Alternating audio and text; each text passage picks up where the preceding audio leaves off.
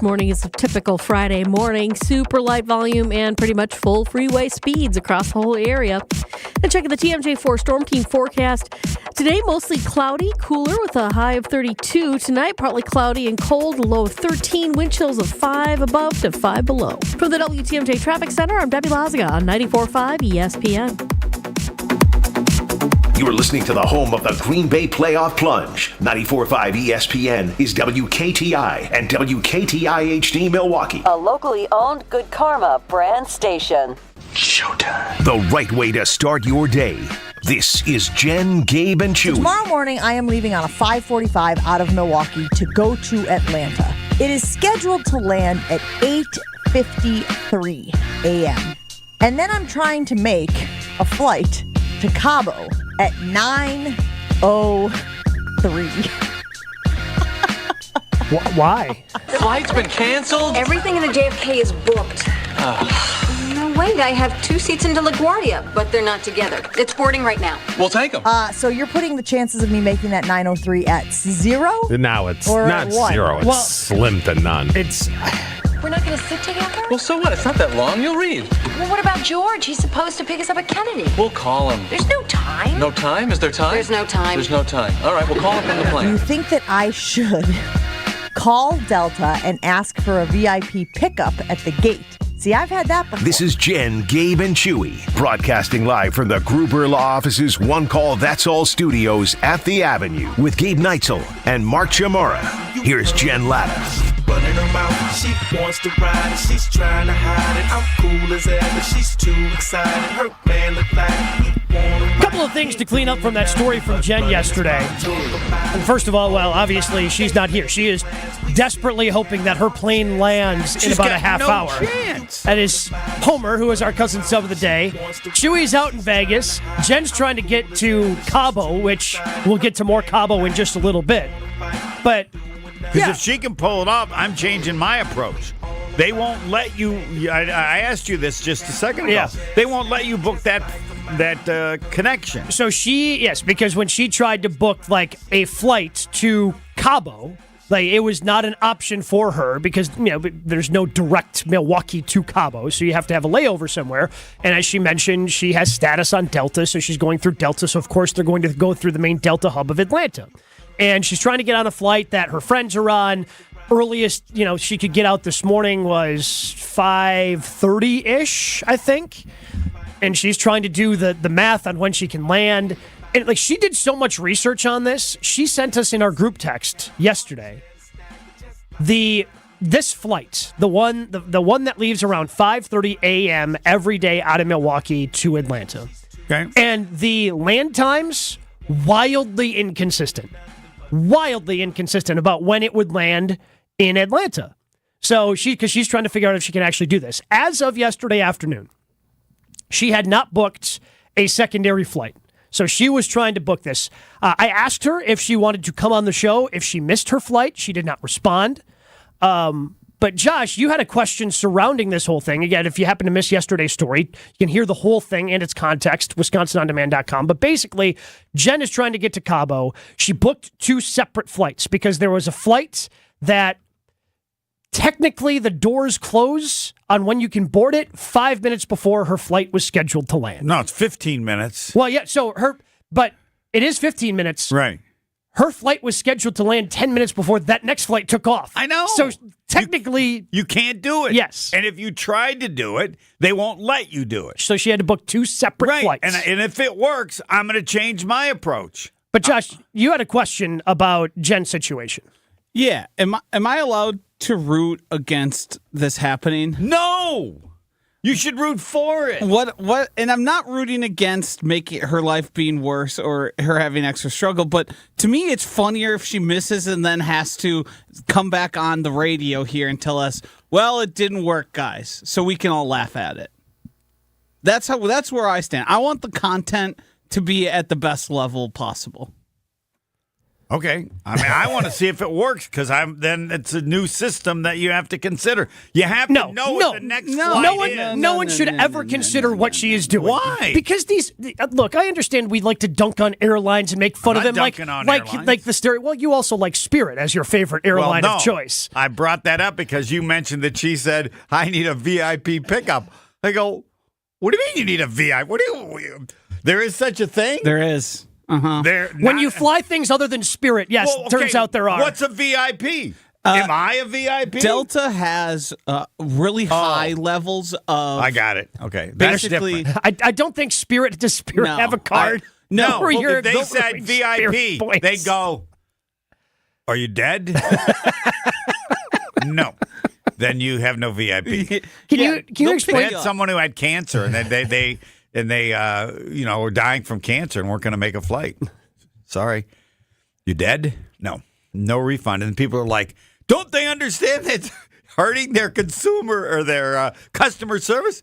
I go, you don't know Spirit. They don't care. Now, in their defense, they're much better now. I strongly advise people to take Spirit. Oh. Well, I mean, they're... In fairness, you were also strongly advising people to take Spirit when the customer service wasn't very good. But you had to understand, they'd yell at you and do nothing for you. And now their planes are better there. They're not even close. The toughest now, to me, is Frontier. Frontier, the fee of the plane, the ride is $90. And when you add up all the extras, you're at $312. They haven't charged for breathing. But that might be next. Air is going to be. Water, they charge for. You don't get water. You don't get anything, and you get a great fare. So if you can just get one. But anyway, yes, if people hate Spirit, they have not flown recently. So anyway, to answer your question, Joshy, I find that the more I do this, the more I'm rooting. Like, not that anything catastrophic happens, but even in my own life, if I'm inconvenienced a little bit, but it makes for better content and a good story on the radio. Like, it kind of evens out in the end, Like, yeah, maybe I'm inconvenienced in this moment, but Monday when I come back in and tell the story, like, it's, it kind of evens out. So I think rooting for the content isn't a bad thing. Well, because you wonder what flights then she's going to take. Right. She's not making this one. Now what do you do? Now what do you do? Where do you go? Right. I root I'll even go as far as to say I root against myself at times, as long as it doesn't cost me financially. If it's something small or inconvenient, yeah, it's funny. Since you're bringing up airlines, I don't understand standby. What exactly is standby? Because I see it now. Sure. Used to be years and years and years and years ago. It was like you could get on and change your flight to something else. Flying standby. If somebody doesn't show up, somebody doesn't. So but do I have to have a ticket to that flight, or can I have a ticket to any flight? No, it's like you have to be on a list for that specific flight. So you don't have a ticket, but in the instance that somebody, I don't know, books a flight that they have zero chance of making. So I'm getting to the airport early to try to get on this flight. I have another flight. I mean, nobody flies standby or nothing. Yeah, typically that's how it works. You have a different flight, but in the instance you're able to get on the earlier one, you will just wait at that gate. Right, but you got to show up there. Basically. Yeah. All right. Thank you. Go ahead. Back to the story. But yeah, which is the other thing I guess we did not consider when we were talking about this with Jen yesterday was what if people are trying to fly standby on this flight? At what point do they give her seat away? She hasn't checked in, her plane hasn't landed, they have no idea where she is. I mean, at what point is her seat given away if somebody's trying to fly standby? I would. Great question. What is interesting to me about this is, and maybe I'm alone on this, I would simply not go through this much work just to get on a couple hours earlier flight. Well, again, having to seek out the special arrangements and be doing math and hoping and praying that, because as we saw, and I don't have the numbers in front of me here, but these flights land like there's a half-hour difference in some of them. Oh yeah. So it's just luck based on all sorts of factors if you get there early. Like, the weather plays a part here. She can't plan for the weather.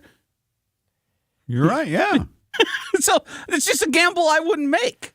Well, and also, when I'm going on vacation, like... little stress as possible. Yes, correct. I want, if I can find the direct, I'm taking the direct. I don't care who it's through. Like, that's just going to be easier for me, for my life. So yeah, like she's just adding extra stress for sport at this point. We'll check in with Jen. We'll see if she makes it. Because the tough part about finding out whether or not she made it, like I only There's think no way she makes. She has 0% chance. The only way we find out is if she missed, right? Or maybe she sends us a text if she's on there, because the timeline is so tight. Right. She's not going to be able to grab her phone and shoot us a text of, hey, here's the update from the Atlanta airport as I desperately try to make this Right, flight. and even if planes get to places early now, they usually don't have a hub to go, so they just sit on the tarmac.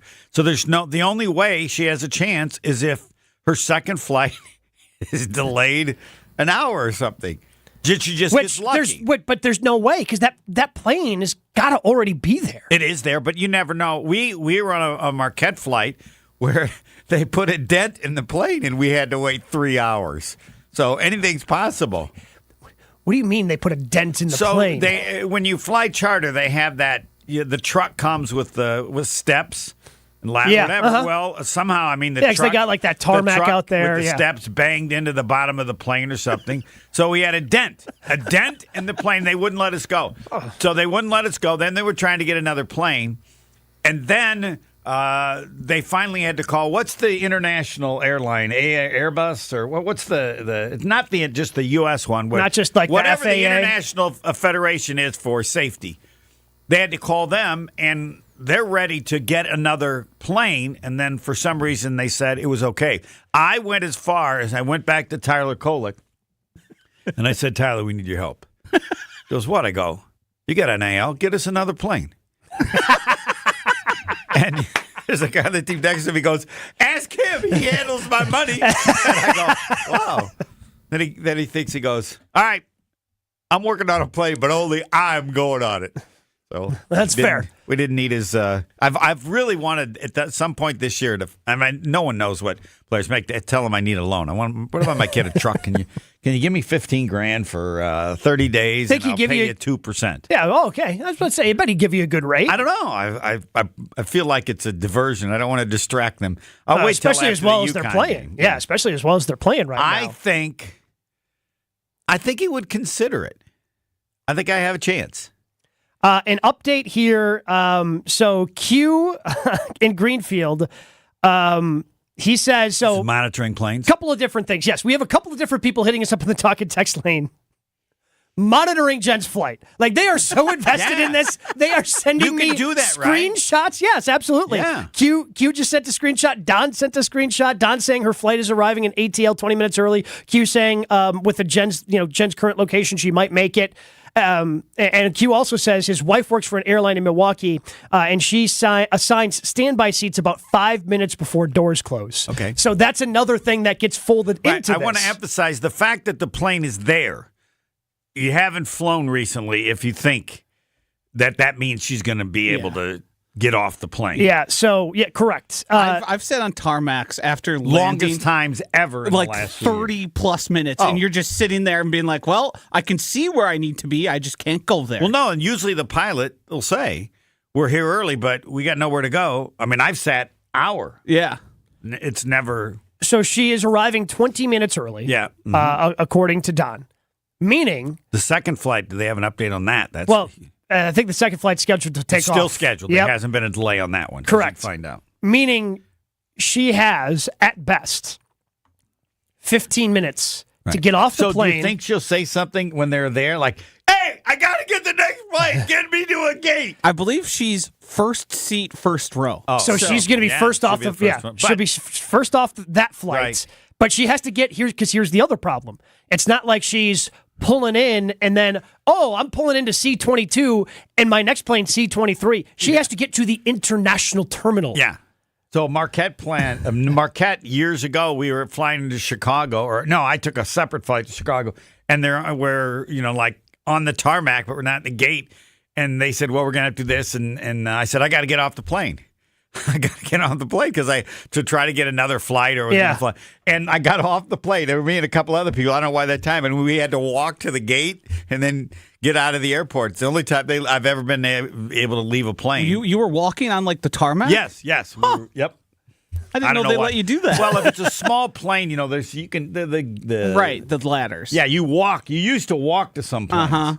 rather than take the huge gate. So I guess the update here on Jen is she's got a chance. She's got a chance. Yeah. The hope is alive. Yes. The story will be even better because we know she's going to try to have him make it so that she can get off the plane, right? To get, I don't know how far away. Did they say the... I mean, I don't know how far away the tram is. I don't know how long the tram ride to the international is going to be from there. This is from Atlanta. It could be a week. Yeah, it's a big airport. Oh, my God. Isn't it the biggest? Yes, I believe it is.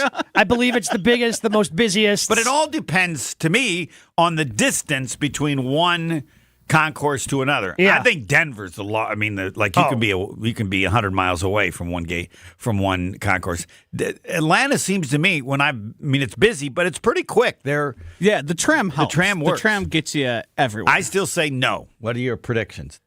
I'm still at no. Yeah, I'm still at no. I think I'm no until her butt's in a seat on the next plane. Yeah, because again, it's great that her flight is arriving 20 minutes early. Do they have a terminal for that plane to pull up into? That's the next question. So again, in order for it to happen, you have to hit these checklists. Number one's been hit. Yeah. We didn't got about 3 more. Yeah, still got some ways to go, but the dream is alive. We'll update you on that as we continue. Flipping some things around here this morning on Jen, Gabe, and Chewy as Craig Karmazin is scheduled to join us next here on Jen, Gabe, and Chewy. More Jen, Gabe, and Chewy coming up on 94.5 ESPN.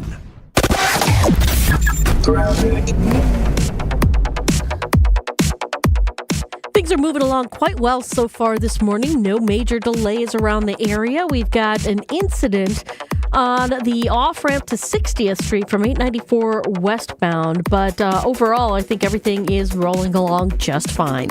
Traffic is brought to you by Evans Transportation in Delafield, where they provide customized logistics solutions to keep you and your business moving forward. And check out the TMJ4 Storm Team forecast today. Mostly cloudy, cooler, a high of 32.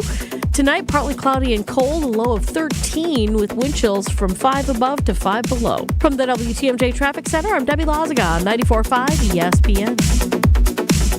All right, guys, you remember me telling you about the best purchase I have made recently. I was at the state fair. I saw a sauna. I thought, I think I need to have one of those in my house. I'd been hearing about all of the benefits of having an infrared sauna, and I decided I was going to pull the trigger and make the purchase. Well, you can do the same because the saunas of Good Health Saunas are actually back. They're going to be at the Expo Center on State Fairgrounds this weekend for the Nary Home Show. It starts Friday, February 16th and runs through Sunday the 18th. And let me tell you, if you're anything like me or you're pro longevity, you care about your sleep quality, you care about your skin quality, and just your overall health and wellness, an infrared sauna might be for you. With the amount of travel that I do, and I know that this doesn't apply to everybody, I need that detoxification. Because, life and all that stuff, it can wear you down. But I sat in my sauna last night for 30 minutes before I went to bed, guys, and I slept the soundest I have slept in weeks. So if you're interested in overall health and wellness, check out Good Health Saunas at the Nary Home Show this weekend on the State Fairgrounds. If you want more information, go to their website, goodhealthsaunas.com, goodhealthsaunas.com. It's time for the Ortho ASAP Minute from Orthopedic Associates of Wisconsin. I'm here with Dr. Sam Steiner. How much do you enjoy being able to help someone through really the entire process of coming back from an injury? I think it's something very special. It's something I look forward to every day, being able to wake up, see people from the time they're injured, and then take them all the way through the process of explaining what they've had done, taking care of them, in some cases operating on them, and then afterwards being able to see the recovery and see them get back to where they want to be. It seems to me that there is a strong connection between patient and doctor here. Why is that? Many of us grew up in the area. We went to high schools that we now take care of. I think it's really unique and special that we can take care of people we went to school with, their families, friends of our parents at our facility. It holds you accountable. They can literally say, hey, if you don't do a good job, I'm going to tell your mom. We really have something very special and unique here at OAW. The Ortho ASAP Minute is sponsored by Orthopedic Associates of Wisconsin. There is a difference. Prescriptions require an online consultation with a healthcare provider who will determine if appropriate. Restrictions apply. See website for details and important safety information. Subscription required. Price varies based on product and subscription plan.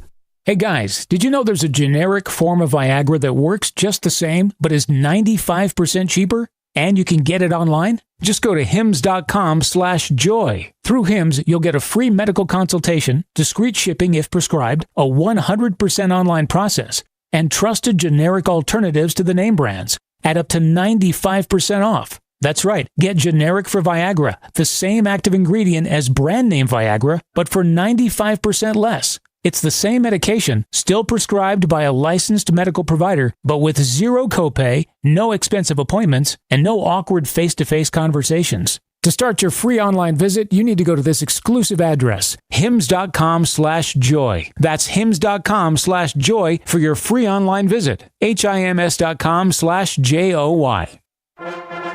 It's Friday, and that means it's time to check in with GKB President Craig Karmazin. I am so impressed with Jordan Love, and I think Packers fans should feel so good about Jordan Love. Fridays with Mo. I think Rodgers never spoke out and was direct, and Giannis should be praised for being clear so that everyone knows, hey, Giannis told the organization what he wanted. Craig Karmazin on Jen, Gabe, and Chewy. It's Friday, gotta get down on Friday. Before we get to founder and CEO of Good Karma Brands, Craig Karmazin, I do want to answer a couple of questions that have come across on the talk and text line. Because there are people who are concerned about Jen's luggage also making it to the next flight. I assure you, Jen very much is a carry-on only person, especially this isn't a big trip. I mean, she is going to Cabo, but she lands today. She's going to be gone through Monday. It's just kind of a long weekend. And knowing as of an efficient Packer as she can be, because I believe she's kind of bragged about it when, she's doing all these different game day trips, I guarantee you she only has a carry-on. Yeah. She ain't checking luggage, because here's the thing. If you're checking luggage, there's a negative % chance that luggage is making it to the next plane when it's this tight. No, there's no way. You can't. As we welcome in founder and CEO of Good Karma Brands, Craig Karmazin. Craig, have you been up on the latest in the travels of one Jen Latta? No, I have not. So she booked a flight. She's going to Cabo for a friend's birthday party this weekend. She booked a flight that Delta would not allow her to book as a connection at the same time. So she booked 2 flights separately because she wants to get on this flight because her friend is on this flight. Then they can get there together. She's arranged for transportation once they arrive. The problem is the initial scheduled landing of the initial flight out of Milwaukee to Atlanta, the doors closed for her second flight 5 minutes before her current flight lands. Now, she does land 20 minutes early. Have you ever tried to cut anything this close when it comes to travel? Because I know you do travel a lot with GKB. Yeah, I mean, I do stuff like that all the time. And generally it works out. Sometimes it doesn't. But I think the key is not having bags and making sure you have your wins. And so, yeah, I respect Jen. When you're a traveler like that, it's what you do. Is it, though? What do you mean this is what you do? Aren't you just putting undue stress on you and your system by booking a flight that Delta won't allow you to book?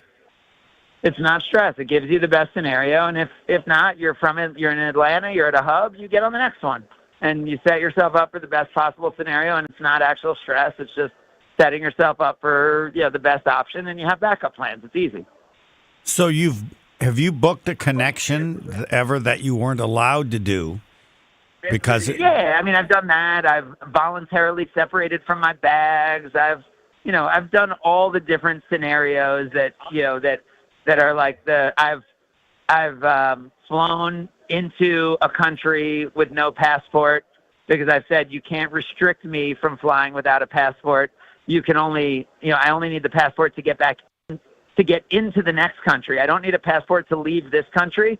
So you can't tell me I can't leave. They can only tell me I can't come. They can only tell me I can't come in because I don't have my passport. I've had almost every scenario over all the travel. Wait. So what did you do when you then arrived at that country without your passport? Somebody sent him his passport, and then he had it when he left, right? Yes. So then I go. I walk up to the most important looking person there, and I'm just like, hey, I didn't have my passport, so they told me that I needed to come see you. And I don't know who they is, but I did that. That's good. I like that. I got to write these down. Yeah. I need you. They told me I need you. And we worked it through, and I signed a bunch of forms, and I was in. What's the greatest failure? What one that just? it's like Giannis says. There's no such thing as failure. Oh, Every step is just learning to get you toward that next success. Well, I'm glad you brought up Giannis because I don't think his was one that was questioned last night, but we have not played this for our audience. I'm sure you've heard it, Craig, but I want everybody to hear this from Doc Rivers after the Bucks lost in Memphis last night, 113-110. 47 seconds in, that transition bucket. It just told us where we were at. Like the first play, we gamble for the 50th time in the corner. Guy drives. We have to help, leads to a three. We come back in this on our set. Two guys forget what we're running. Then we miss the shot, and then nobody gets back. That's how we start out the third quarter. That tells you all you need to know about where our heads were. We had some guys here, and we had some guys in Cabo. What goes through your head when you hear the head coach of the Milwaukee Bucks say some guys were here, some guys were in Cabo when talking about last night's loss in Memphis? I say it's great to have a coach of this kind of veteran team like Doc Rivers who's going to call stuff out, right? Like you need a coach who is going to call things out, and I don't know that we've had that, to start the year. And if this team's going to accomplish what this team should accomplish, it's going to need a level of mental focus that wasn't there last night. So I was really glad to hear it after the game, having watched the game. I think we know this more than first half has not been championship level basketball. And I think it's really interesting to see in the final third of the season if we can see, like we saw with the Kansas City Chiefs, right? A team that did not look championship-like, that was making mistakes, that had the superstar there, but you were wondering, could they get it together? I mean, can the Bucks pull off what the Chiefs just did? But isn't it Doc's job to change? Like the follow-up question could have been, well, weren't you brought in here to change this? Yeah, I mean that is absolutely what he's here to do, and part of that is so the team didn't fail last night. He call failed, early, right? Yeah, no, I mean of course. It is the team failing. It's him failing. It's it's the entire organization failing. He's brought in. Now it doesn't mean they're going to fail for the whole season, but he's brought in to change. And this is as bad as it ever was before he got here, right? That game. It's just one game, but in this game, but there's no reason to bring him in. You could have done this without changing coaches, right? But so, I guess where I'm hopeful, I'm with Craig because I'm hopeful too. But the more I sat on this after hearing it last night for the first time, the more I love it because him saying this was the reason why he was brought in. Yeah, well, no. Was to call out and hold these players accountable. No, he's brought in to change the way they play. He actually, I believe, was brought in because he handles press conferences way better. That's a personal belief that I have. I think the last guy, part of the reason he was let go is he did not communicate well enough. But I can't prove that. But Doc is brought in to win, to change their play. Yeah. Excuse me? There's no, this had nothing to do with communication with the media if you're talking about why Adrian Griffin's not here. It had nothing to do with communication with the media. But if you watch last night's game, the first thing you say is there's no reason to change a coach. You're going to play like this. Well, whatever Doc says after the game. Why would you change a coach if this is what you get? And we all believe you won't get it closer to the end of the season. But for the game last night. I think the interesting thing would be, right? The interesting thing would be if this happens a month from now and that happens in the first few possessions, is Doc going to make changes to his rotation? Like what are the levers you can pull, right? Yeah. So that you're not still doing, so you're not doing the same things and having the same things happen. By the way, since we're talking, Mark Cuban just walked by. As we were talking, Bill Walton just walked by me. And this is pretty cool scenarios that I'm here. If we were on FaceTime, you would have just seen Mark Cuban and Bill Walton just walked by. Right, so I'm assuming, you're an Indian. You got to go to Bobby Plump's bar, of course, the originator of Hoosiers. Give you a tip there. Last shot, Bobby Plump. My assumption is... Wait, so that's Bobby Plump is Jimmy Chitwood? He was the real Jimmy Chitwood. Okay. Yeah. And the best part is no one will be there. So even now with the All-Star game, I think it'll still be empty. That's kind of why I want Mo to go, to see if it's empty all the time. Yes, legendary. I did not do that. I did go to the Vogue Theater. Do you know where that is, Homer? I do not. No. Historic Vogue Theater in Indianapolis last night. We had a podcast that's now available on ESPN Podcast, the Woj Pod, with Tyrese Halliburton and Grant Hill, which I don't know if I don't know the Bucks fans have seen enough of Tyrese Halliburton, in the first half of the year playing 5 times, but Oshkosh's own. So he actually, one of his great lines last night, he said that, if he plays 65 games, and can qualify for All-NBA, he gets $40 million more on his Supermax deal. And he said, he's like, people may think, like, I'm greedy, like, why does he need $40 million more? He's like, but I'm a kid from Oshkosh. I could buy Oshkosh with $40 million. Oshkosh North, I think, yes, I did an event for a high school there, and they're very proud of him. Everything I've seen, he seems spectacular in every way. Would you have that same impression, or? You got to listen to the podcast, Homer. Okay. You'll come away thinking, like, because he's also not like, whatever the criticisms are of like Russell Wilson or certain people where they're so vanilla. Like, he's so smart, but he's also so genuine. And, one of the questions was like, so do you just pinch yourself when you wake up in the morning after signing your Supermax deal? And he's like, you know what? When you sign a Supermax deal, you wake up in the afternoon the next day, and you just he's like, and you order IVs right away. So he was just fantastic. He committed that he's going to be a Pacer for life, and and then Grant Hill joined, who's who runs the USA basketball, and so it was really interesting conversation with Woj and the two of them, which is available wherever you get your podcasts, the Woj Pod. Yeah, I mean, Tyrese Halliburton's an interesting one just because he's killed the Bucks. It's almost a little like Jimmy Butler, right? Like Marquette people, I feel, if you're a Marquette fan and a Bucks fan, like you love Jimmy, but also hate Jimmy because he's killed the Bucks, especially last year in the playoffs. And that's kind of the same way where I feel in Wisconsin, we're so proud of our own, especially when they make it the way that Tyrese has made it. But now he's killing the Bucks, and I hate it. Did anybody think he would be this good? No. Okay. No. I mean, no one. He's one of those like Chris Middleton, like where every step along the way, people thought he was good, but not that good, and he has just exceeded every expectation. Treats the NBA like the Big 12. I mean, even coming into the league, he ended up dropping, the day of the draft, and like ultimately, then people were like, I guess no one wants to make him the face of their franchise, and obviously he then gets traded. Yep. Which is so rare, right, for someone that good.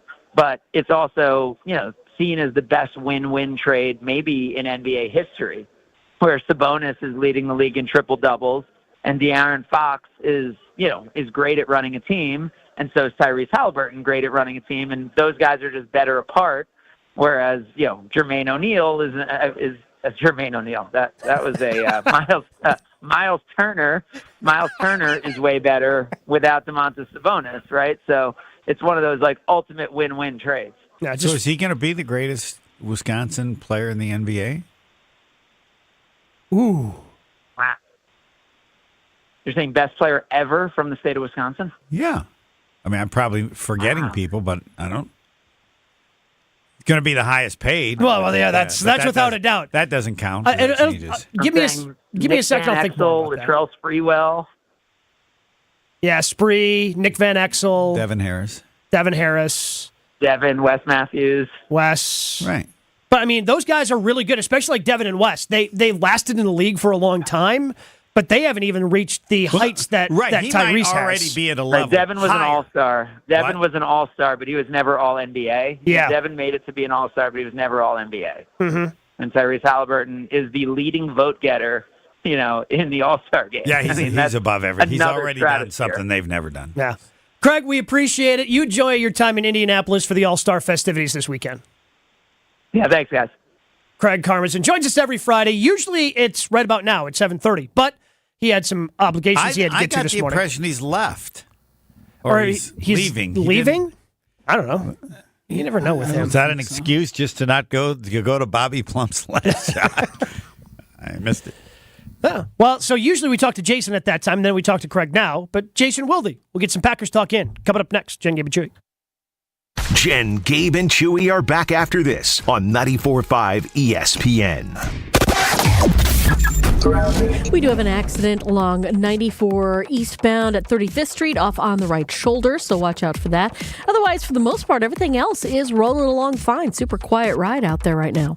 And checking the TMJ4 Storm Team forecast. Today, mostly cloudy, cooler with a high of 32. Tonight, partly cloudy and cold, a low of 13 with wind chills of 5 above to 5 below. From the WTMJ Traffic Center, I'm Debbie Lazaga on 94.5 ESPN.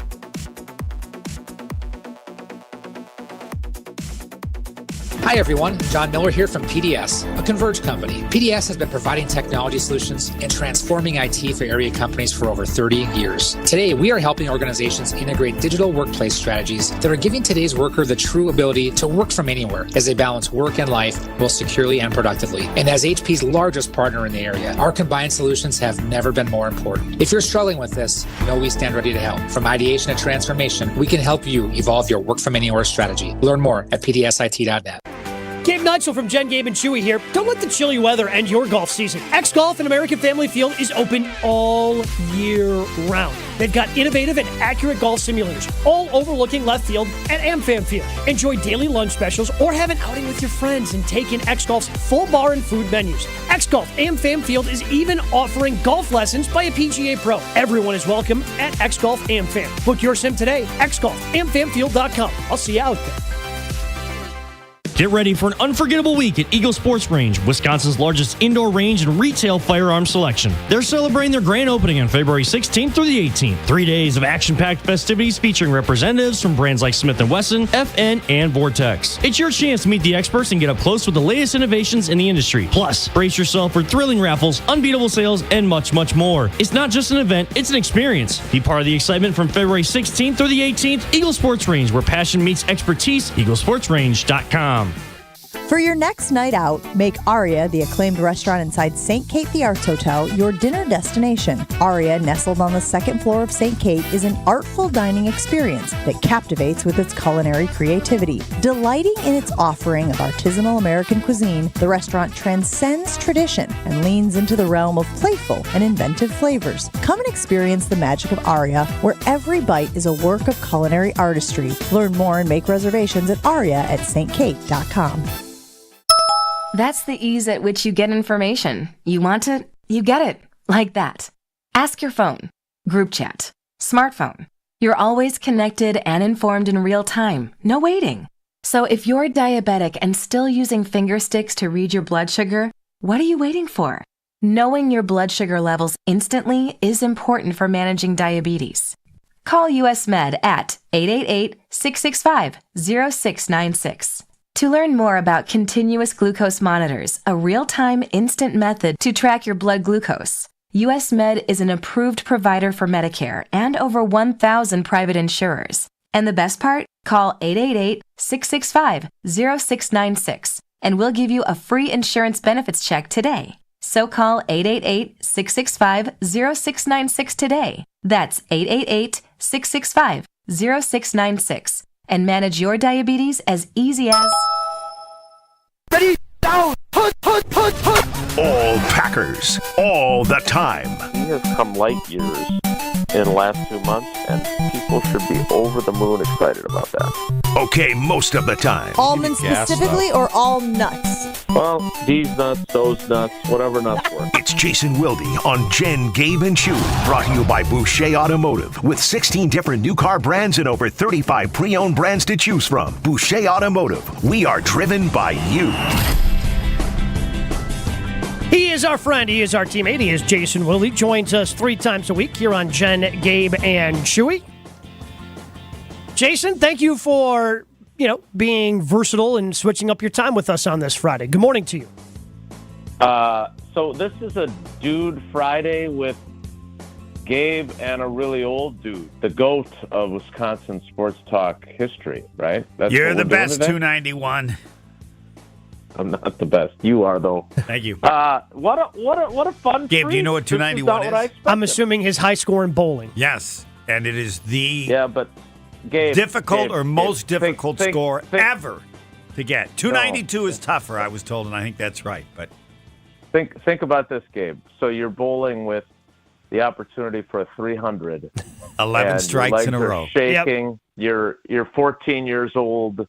This is your moment of glory. One more strike, and you've managed to create perfection on the lanes of Red Carpet West on 76th and Oklahoma. Now we're talking. Yeah. And you whack your right leg as you're delivering the ball at the foul line, and it skitters across toward the right gutter, and just before it falls off for a 290, it catches the 10 pin on the right, I think. And you end up with a 291. So you're that close to perfection, and instead it is one of the greatest chokes in bowling history. So I appreciate the GOAT bringing it up every time I call him the GOAT. All right, what do we got, guys? Wait, I mean, I've got follow-up questions. Go ahead, sir. When's the last time you bowled?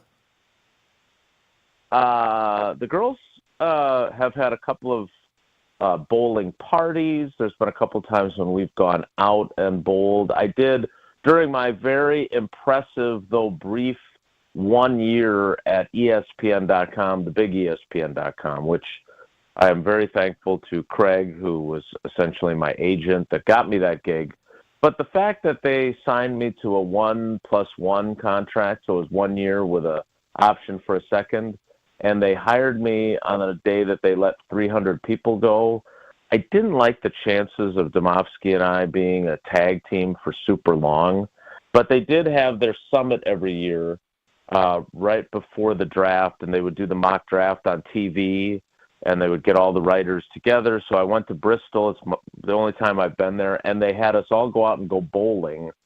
And I mean, I don't know if this is something that makes me cool or makes me a dork, but I won. I beat all the other beat writers and all the editors. I threw like a 215 or something like that. So that was, besides 291, that's probably my greatest achievement. So it's still in there, dormant somewhere. And after your girls get out of, high school and go on to college and you and Paul are empty nesters, then you can start running the lanes up there in Green Bay, right? Join a co-ed couples league, yeah. Jason, when you take a look at the Combine, like what do you think is the biggest thing for the Packers at the Combine? Because I feel like it's changed so much, really starting with the pandemic. I feel a lot of the information you get there in terms of the drills that the players do. Matt LaFleur is presumably not going, and the coaching staff not going once again this year. What's Correct. the biggest thing that they can accomplish in a couple of weeks at the Combine? Yeah, I've been told that they are not going again, and I think it's more than just the Shanahan, McVay, LaFleur crew that is giving. I don't understand that. Like, I mean, if it allows the coaches to spend more time with their families and see their kids playing sports and that kind of thing, that I'm all in favor of that. What I don't understand is that the scouting combine unofficially is really the soft launch of the new season, right? And I feel like it's also where there's a connectivity.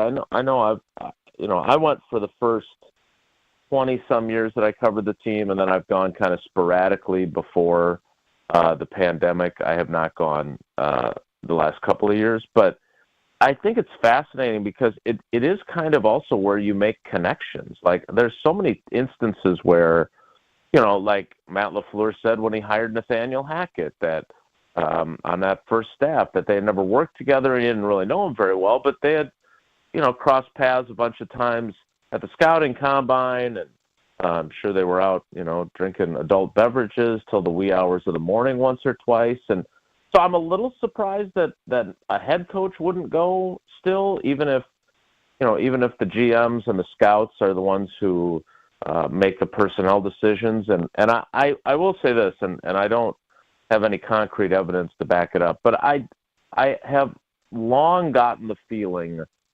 that Brian Gutekunst and the scouting staff don't have a whole lot of interest in input from the coaches.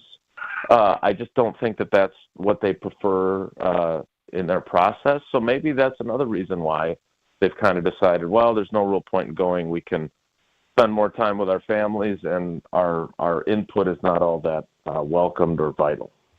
Or haven't they done pretty well drafting, not going? I mean, I think last year was the first year where they could have all gone and didn't by choice. Obviously the pandemic hit right after the 2020 combine, if you remember. So 21 and 22, I think 20. I'll have to go back and look. I'm pretty sure he went back after the combine or after the pandemic, and then. I think it was either McVay or Shanahan who kind of started this trend toward coaches not going. So I've always looked at this as me then raising questions about the collaborative efforts of those two when it comes to roster building. Is this just no big deal, or does this actually point towards... I don't want to say there's a rift because I don't think there necessarily is. Yeah, rift is too strong. Rift is probably too strong. But I think that there is an element of this is my job, that's your job. I agree. That's how I view it. Now, whether or not LaFleur or Goody would admit to that publicly, I don't know. I don't think so. But again, I think this is a function. And this is a good thing, right? The fact that they turned the season around and they had so much success, and Jordan proved that he's the guy, and all those young receivers figured it out. But if you don't think that somewhere in Matt LaFleur, the recesses of Matt LaFleur's brain, he wasn't thinking, God dang it, could you have made it any harder? We got no veterans at any of the pass-catching positions other than Josiah DeGuara, who's not really a tight end. He's a fullback. No tight ends with experience, no wide receivers with meaningful experience. No wonder we're 2-5, right? Even if he didn't vocalize that, maybe he vocalized it to a buddy over a glass of wine or to his wife or whatever it might be. He never complained about it publicly. But I do think that it was challenging, and I don't think it's as collaborative of a process as you would like. Now, one of our callers months and months and months and months ago, back when they were struggling, I thought had a really good analogy about how, because Homer's right, they had plenty of success with last year's draft, and all those guys had a play, and all of them had varying degrees of success, so it was a good draft. We'll see what kind of second-year leaps they do, but it worked. But the analogy, and Tausch loves analogies, and he really loved this one from our caller, was that it's like stocking a grocery store. And while Ted at wide receiver and tight end might have stocked the shelves consistently, Goody kind of stocked the shelves because a hurricane was coming, and he knew there was going to be demand. So it was like a hurried, sudden, the shelves had been empty, and now suddenly he filled the shelves with pass catchers. And I do think that, first of all, from a and I asked Goody about this in his postseason press conference, from a contractual standpoint, you would actually like these guys to be staggered more, right? So they're not all going to be free agents in back-to-back years. But to me, this is one of the examples that kind of speaks to and I don't want to say disconnect or rift, but you do your job, I'll do mine. I think there was probably some real frustration on that coaching staff with how many young guys they were having to try and figure out how to make them most successful. And on the flip side, I'm sure, because this is how GMs, including Ron Wolf, my good friend who I love dearly, this is how scouts think. Well, this guy's good. I picked him. I scouted him. The coaches clearly aren't either coaching him up to help him develop, or they're using him wrong, right? I mean, that's how scouts think. And so it's great that it ended up in the end that both of their jobs turned out that they did their jobs well. But there are plenty of examples throughout NFL history where that kind of stuff spirals and you don't have success and things get pretty challenging. Before you ask a question, Homer, I just want to give a quick update because we are getting to crunch time for Jen Latta making her connection flight to Cabo. A couple of conflicting reports for people who are tracking Jen's plane.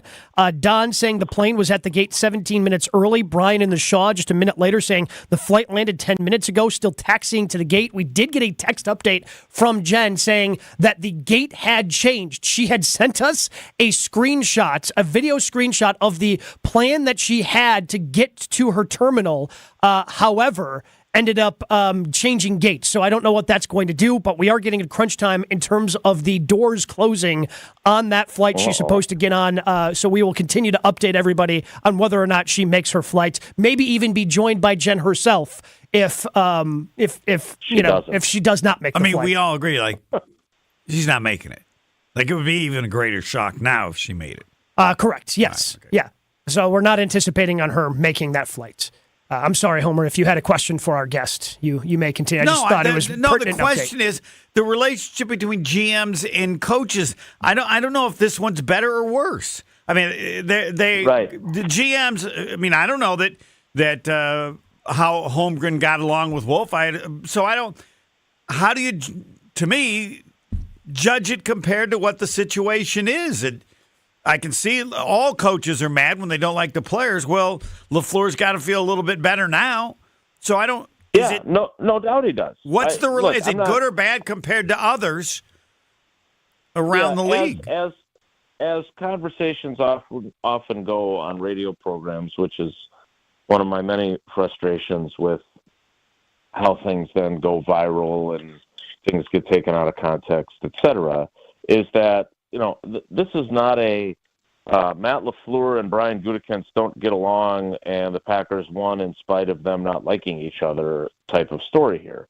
But when we're talking about kind of logistics of the combine and logistics of how they draft players, I think it's my job to try and accurately depict how they function. And I think it's fair to say that while maybe other coaches or other GMs took input from coaches, generally speaking, coaches' input is pretty low on the priority list compared to scouts, and that's for virtually every GM. So I don't think that is an anomaly. What I'm saying is that when things aren't going well, there can certainly be frustrations on both sides, and I think there was, of the GM feeling like the coaches weren't. Because, look, after the season turned out the way it did, there was all kinds of praise from Goody publicly of LaFleur and the coaches, right? But, it was more kind of a faith and hope when they were 2-5 and he traded away Rasul Douglas at the trade deadline because he didn't think they were contenders, and saying, I believe in the coaches. I believe they'll get these guys going. Well, but underneath that is, they haven't done it yet, right? Because I believe they will. So again, I don't want this to turn into some sort of big drama about the GM and the head coach. But I would also say this: I also think, once again, there are some reasons to wonder if the way they chose to structure things contributes to this, right? Well, yeah, but that part, line. Jason, that part is the GM. The guy who should be mad there is Goody because he can't fire the coach, as most GMs can. He's the one guy who should be mad all the time, I think, would be Goody. Because if LaFleur was a bad coach, sucks for you, buddy. You're not making that decision here. But the reason why I think this is relevant today is because they hired a new defensive coordinator, and you're going through some schematic changes. And I understand everybody plays nickel and all these, but it's different. So whether or not, I'm just curious of how functional the relationship is between coaches and front office, because it seems like a collaborative effort, knowing the type of player that works best in Jeff Hafley's system would be of importance because of the change at DC.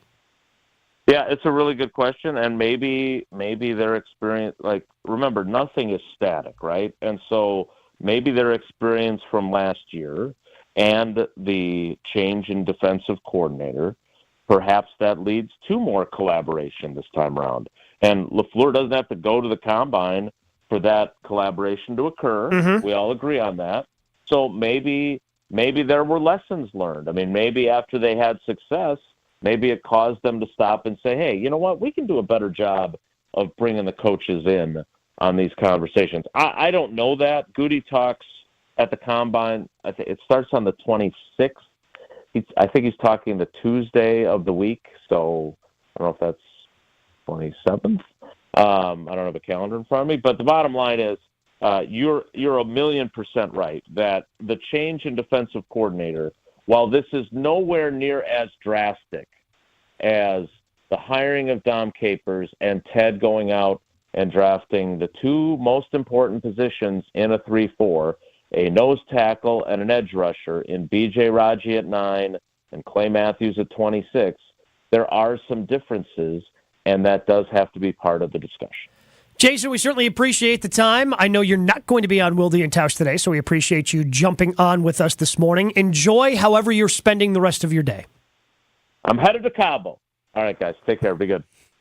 Yeah. Jason, Jen, and potentially some Bucks players. We'll hear that clip. Plus, give you an update on Jen Latta. Did she make her flights?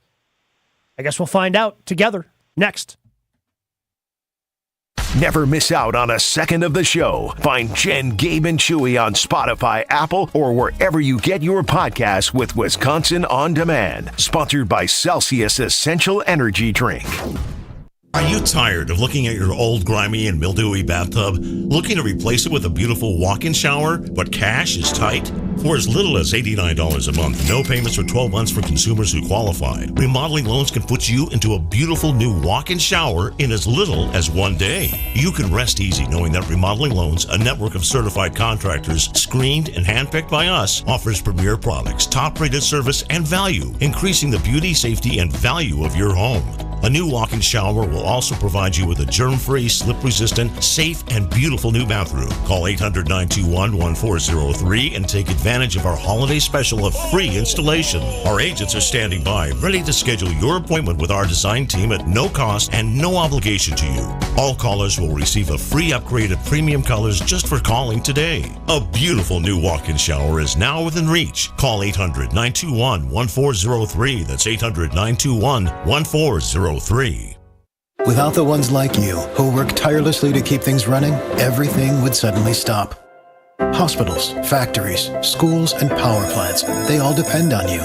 No matter the weather, emergency, or time of day, you're the ones who get it done. At Grainger, we're here for you with professional-grade industrial supplies. Count on real-time product availability and fast delivery. Call, clickgrainger.com, or just stop by. Grainger, for the ones who get it done. This year, Dell Technologies wants to help you do amazing things with their best tech. For a limited time only, save on select next-gen PCs like the XPS 13 Plus, powered by Intel Core processors, and more. Plus, curate your dream setup with great deals on select monitors, mice, and more must-have electronics and accessories. When you shop online at Dell.com/deals, you'll have access to leading-edge technology to match your forward-thinking spirit and free shipping on everything. Again, that's Dell.com/deals. It's Steinhaffel's biggest President's Day sale ever. Take an extra $100 off your purchase of $19.99 or more. Plus, find hundreds of amazing bonus buys store-wide. And get up to a $300 airline reward card with a qualifying purchase. See store for details. The deals don't stop there. Take an extra 10% off our already low clearance center furniture prices. Shop in-store and online at steinhaffels.com.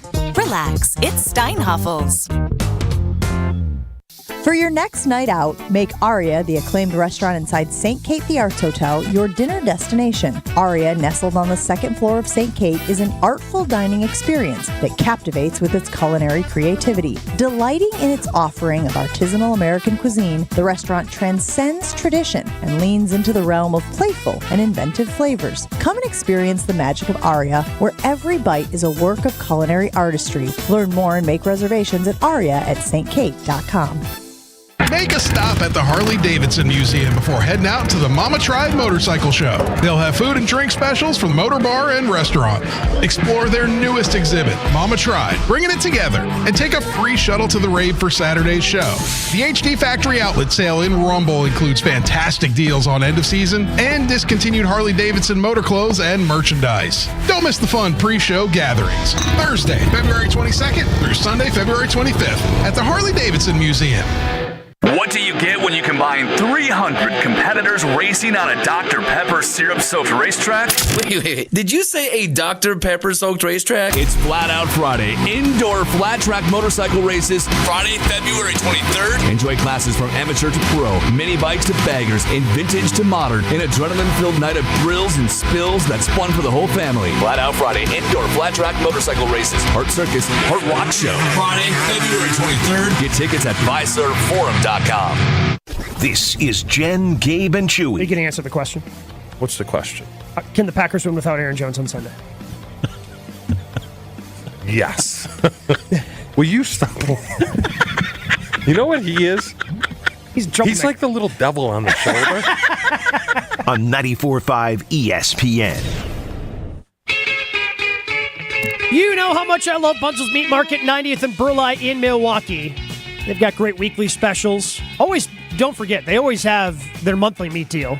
Just $20.24. But this week, some great specials at Bunzel's on 90th and Burleigh as well. You can swing by and pick up hand-cut Atlantic salmon fillets. Just $9.99 a pound. May have to do that, especially with Lent now in full swing. Need some fish for Friday nights. Stuffed chicken breasts are $5.99 a pound. Stinging honey marinated boneless chicken thighs are $5.49 a pound. Stuffed boneless pork chops, $4.99 a pound. You can also stop in for a fantastic lunch from the deli at Bunzel's, 90th and Burleigh. You won't regret it. They'll have some Lent-friendly options. Typically, when I go there, I like to get the roast beef sandwich if I'm eating lunch at Bunzel's, but a great deli counter where you can pick up lunch as well. Check out bunzels.com for specials, store hours, and more. So Jen's flight is scheduled to leave in 3 minutes. We have not received a text from her, which makes me a little nervous. Because by now, the gates are closed. The doors are shut. And if she was sitting with her butt on a seat inside that plane... You could send a text. No, she's battling. I believe she's battling to get on. With the gate agents? Yes, she's a VIP. Has anybody ever won one of those battles? I've never been a VIP to know, but if you're high enough on the food chain. I think people have. I've seen people say they have won those, but most often not. Yes. Because, I mean, it's security concerns. It's all types of things. It's more than...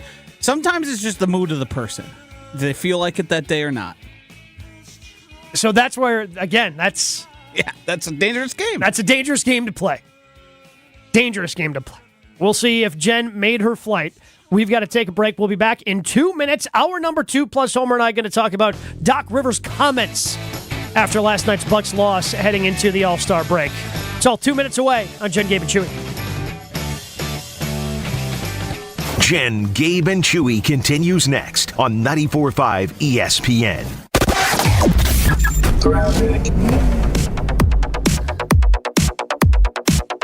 Everything seems to be looking pretty good so far this morning. Just a quick tap of the brakes as you're making your way through the stadium interchange on westbound 94.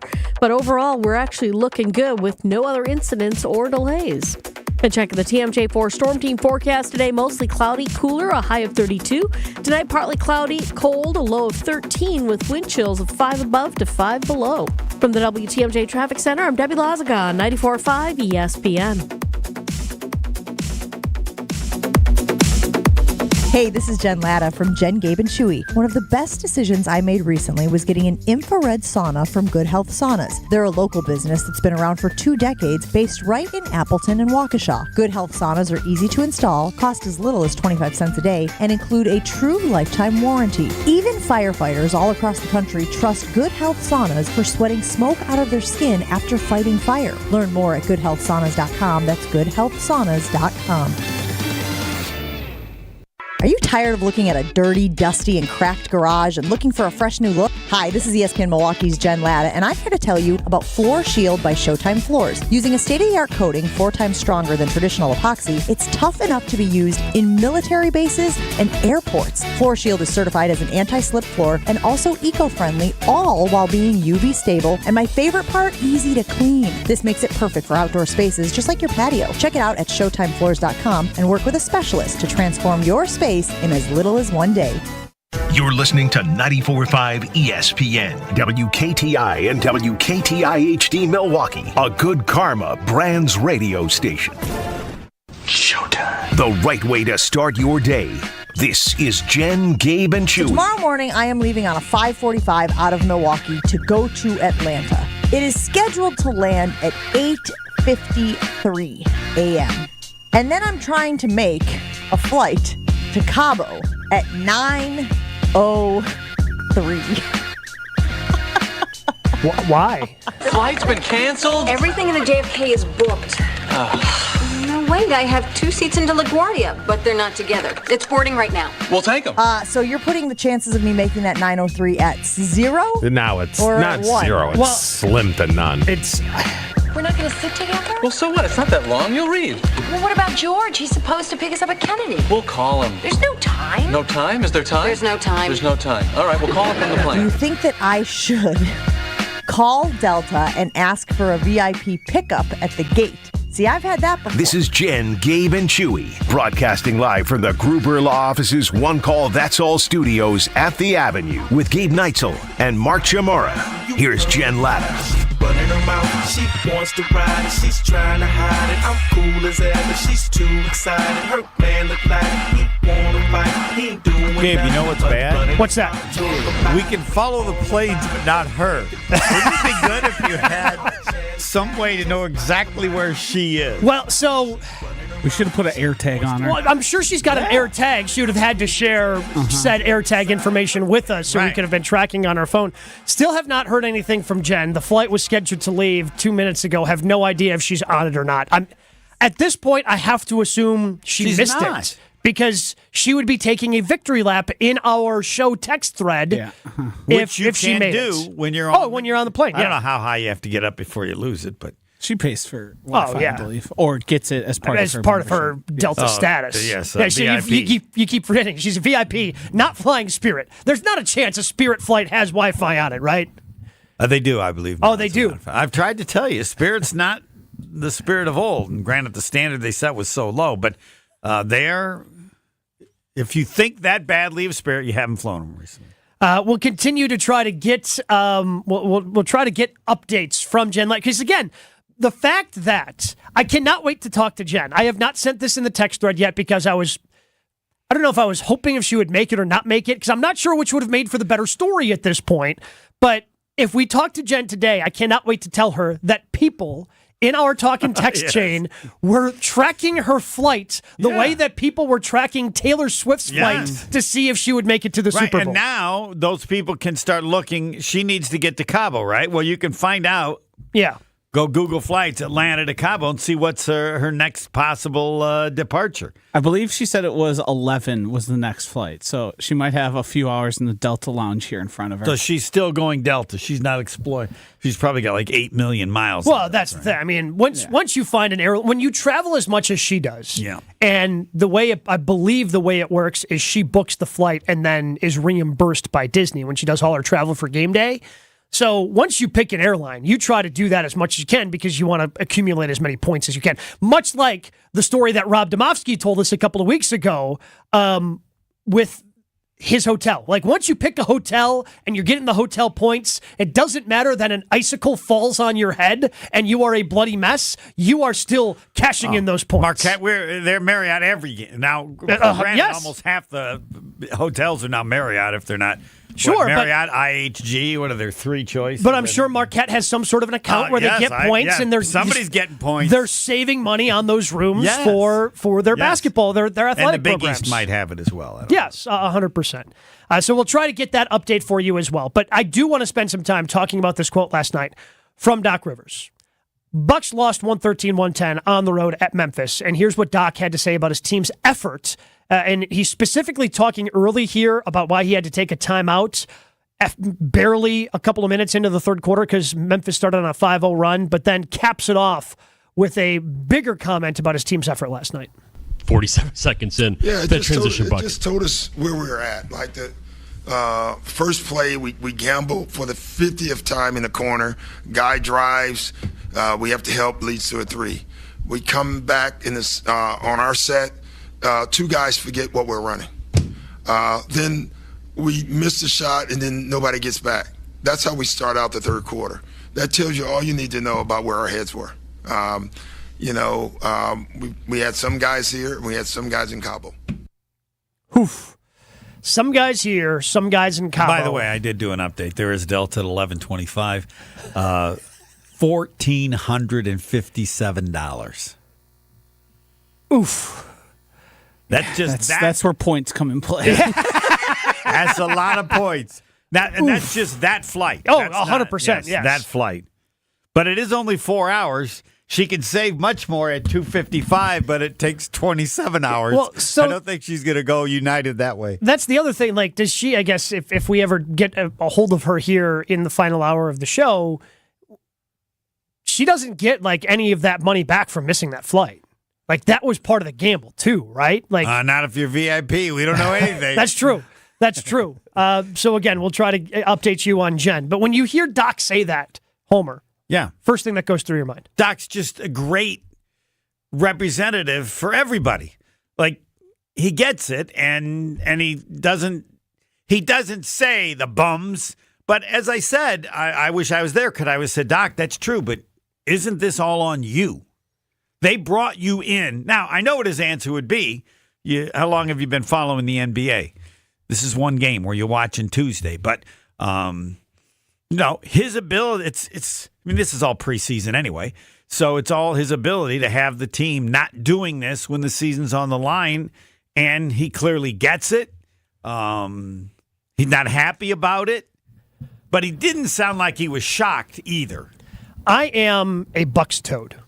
Like, up until last night, I had every excuse under the books. They didn't get off to the right start they wanted to with Doc. Excuse. Last night was tough. It's tough to come up with an excuse for last night. No. Because, when Doc takes over, well, there's no practice time there. It's a really tough Western Conference road trip, 5 games, 9 nights, and then you come back and you play a back-to-back after doing a Western Conference road trip?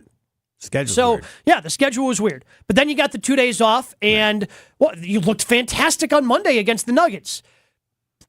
And look, I could come up with the excuse of, well, the Heat just have the Bucks number for whatever reason. That's something that they need to figure out. I don't have an excuse for last night. Memphis was last game before the All-Star break. I guess, but That's the excuse. How many of these players have you heard of from Memphis that were going off last night? None. Are you familiar? Weren't they all named Williams? Are you familiar with? There were a couple of them. Freddie Williams, Kevin Williams, Monty Williams. Are you familiar with G.G. Jackson and his game? No, I am not. Because he scored 27 last night. Yeah, okay, it was horrible. They're better than you think when your team doesn't care. But I watched the end of the game. I didn't watch all of it. Like 5 minutes left, the guy goes back door and gets a wide open dunk.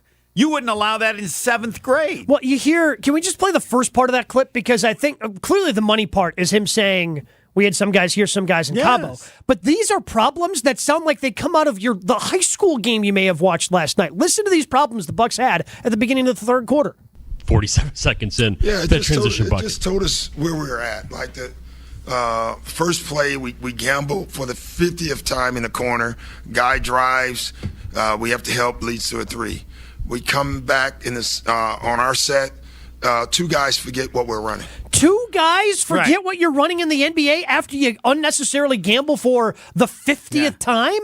Like that? Those are high school problems. Correct. And the problem is Giannis. Yes. How his team takes on the character of its best player. It's his team. It's not Doc's job to do that. The sad part is Giannis or I don't know, I mean, he's not the only star now, but no, this is his team. How does he allow that to happen? Players set the standard of how the team plays. Now, I'll give him a pass on this game because it's the game. But this is on Giannis. Man, I that is not even a thought that occurred to me that this could be because Giannis played the most minutes last night, 37. Right. He was 15 of 17, 35 points, 12 assists. I mean, nobody plays harder than Giannis. Correct. But that's not his job. And I tell you who knows that. Doc knows that. Giannis ain't running this team, and the running the team is when something like that happens, and you got to deal not with Doc. Who do you got to deal with? Giannis. And the fact is that clearly there's nothing to deal with because it was as bad as you said. Now, I don't know how Lillard fits in, but it's not his team. Maybe he wants it to be his team, but I mean, pick an NBA team you want. Do they not all take on the character of their best player? And how bad that team plays, unless you think the team's just horrible, is based on what the star allows and what the other players' pressure they feel when they pull up crap like that. Yeah, because typically that best player is going to be one of your harder workers, right? Like you think of, and that's why, because then he is holding everybody else accountable. He holds no one to nothing. And you have had two different coaches, and you got the same issue. Man, I'm telling you this, I think the biggest job that Doc feels like he has is somehow getting the team to change because of the challenge or the position of the best player. Now, maybe it needs to be Lillard's team. Maybe if it's his team, I mean, the star player isn't always the guy who leads all the time. There can be other important people in the locker room, and Dillard's certainly a superstar as well. But neither one of them is creating, now Lillard's been more up and down, neither of them has created any standard of excellence at all. Man, that's, again, not something that occurred to me, but yes, that's the biggest question around the Bucks is can you fix an effort issue? Because that's what it's been. The reason why they got booed at the beginning of January, and I was at that game against the Jazz, was because of lack of defensive effort. And that's what happened last night. But we know that effort's in there. We saw the defense that they played against the Denver Nuggets. Right. In the first game that Doc coached on that Western Conference road trip, they played great defense. Shots didn't happen to fall from them that night. But Doc knows that this team can play defense. Yep. I mean, are they going to be a top 5 defense the way they were with Drew Holiday? Probably not. But I don't think you need to be that in today's NBA. I don't know how you fix an effort issue. Because to me, that's within. When you're at the professional level, I don't think there's anything that Doc can do to get somebody to motivate. Yeah, the players are going to, and as I emphasize, I think Doc knows it. So that's his challenge. I can't prevent games like this. Giannis can. Or if he can't, then we got to have different players. Yeah, it's going to be a challenge, certainly, for the Bucks going forward. Yeah. And last night is the toughest one for me as a Bucks fan to defend. And that's, again, Doc's such a veteran. He knows how many players quit. And okay, we proved it against Denver. Yeah. All right, we don't have to do anything else. We're done until the All-Star break. I don't know if, that's where you hear these stories about of Kobe Bryant and the standard that he set. Oh, and he would hold people accountable. Yes. That not everybody's that way, regardless of how good you are. So I don't think he'll say that publicly, but I'm sure the challenge that Doc has amongst them all is convincing Giannis to convincing that it needs to be his team about stuff like this, not just winning or how many points and triple doubles he has. It doesn't matter what age you are. Low testosterone can be an issue with any guy. That's where Mentality comes in. Local healthcare facility specifically dedicated to helping men feel and perform at the very best. Well, how do they do that? Well, they deal with low testosterone. And as you get older, testosterone can decrease in your body. That's what happened with me. Kind of tired, groggy, just don't feel like yourself, don't have that energy that you had maybe a year or two ago. That could be low testosterone. And it's easy to find out with Mentality. Book an appointment, lowtusa.com. Go in, get a blood panel done. Within a week, your results are back to you. If your testosterone levels are low, you can start on a customized testosterone treatment plan just for you. That's what I do. Customized plan for me, and to make sure that your levels are always where they need to be. You're kind of going in once every few months to make sure that your levels are consistent and they're there to give you that energy. I feel great. I feel energized. Had a long day yesterday, had the show, did Spectrum News 1, jumped over for a partner event, and then had a show last night from 9 to midnight. I've got the energy to get through it. I've got the energy to do it thanks to Mentality. Go to lowtusa.com. Mentality allows treatment to fit into every guy's lifestyle. Learn more about Mentality, lowtusa.com. More Jen, Gabe, and Chewy coming up on 94.5 ESPN. We've still got a super quiet ride out there right now. Nothing major to slow us down, no incidents, and no real volume out there to speak of. So everything's looking great so far. And checking the TMJ4 Storm Team forecast today, mostly cloudy, cooler, a high of 32. Tonight, partly cloudy and cold, a low of 13, with wind chills of 5 above to 5 below. From the WTMJ Traffic Center, I'm Debbie Lazaga on 94.5 ESPN. Have you guys tried Celsius Energy Drink yet? If you haven't, you know it is one of my go-to favorite options to get me out of bed in the morning, to get my day started right. My favorite flavor is the peach vibe. I've told you that for years and years, but that grapefruit, sparkling grapefruit, is really making a run at it. I have one every Saturday morning before I hit the air during college football season. It keeps me going throughout the day because Celsius is an essential energy drink, and you can find it at Pick and Save or online at Amazon. Stay active and energized all day long with my favorite beverage, Celsius Essential Energy Drinks.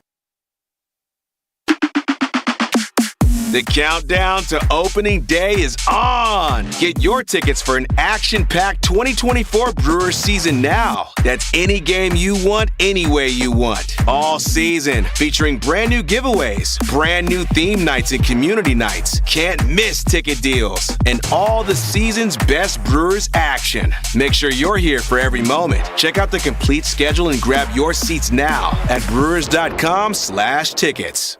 Your bathroom is boring and basic too. It seems like there's nothing you can do. A better bath awaits. You'll feel brand new, relaxing in a world of peace at the Bath Authority. Hey, it's Kyle Wallace. Right now, schedule your free in-home estimate and get $1,000 off a new shower or bath, plus 36 months of interest-free financing. Restrictions apply. A better bath awaits. You're our priority at the Bath Authority. Life's better with American Family Insurance because our home policies help protect your dreams and come with peace of mind. Save up to 25% by bundling home, auto, and life. American Family Insurance. Get a quote, find an agent at amfam.com. Products not available in every state. Discounts may not apply to all coverages on an auto or home policy. Discounts do not apply to life insurance policies. Visit amfam.com to learn how discounts may apply to you. American Family Mutual Insurance Company, SI, and its operating companies, American Family Life Insurance Company, 6000 American Parkway, Madison, Wisconsin.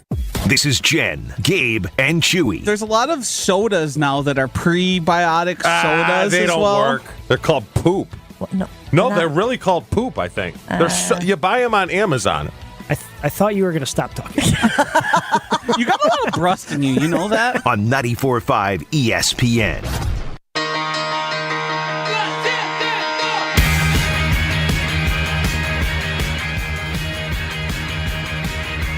We have an update from Atlanta. We have breaking news. Again, we talked about it yesterday on the show, but to provide full context, Jen Latta flying to Cabo for a friend's 40th birthday. Her friend, who lives in it, I think she has to live in the Atlanta area, had a flight out of Atlanta this morning. Jen did not want to fly out last night because, well, she didn't want to miss the Marquette Basketball Hour with Shaka Smart last night.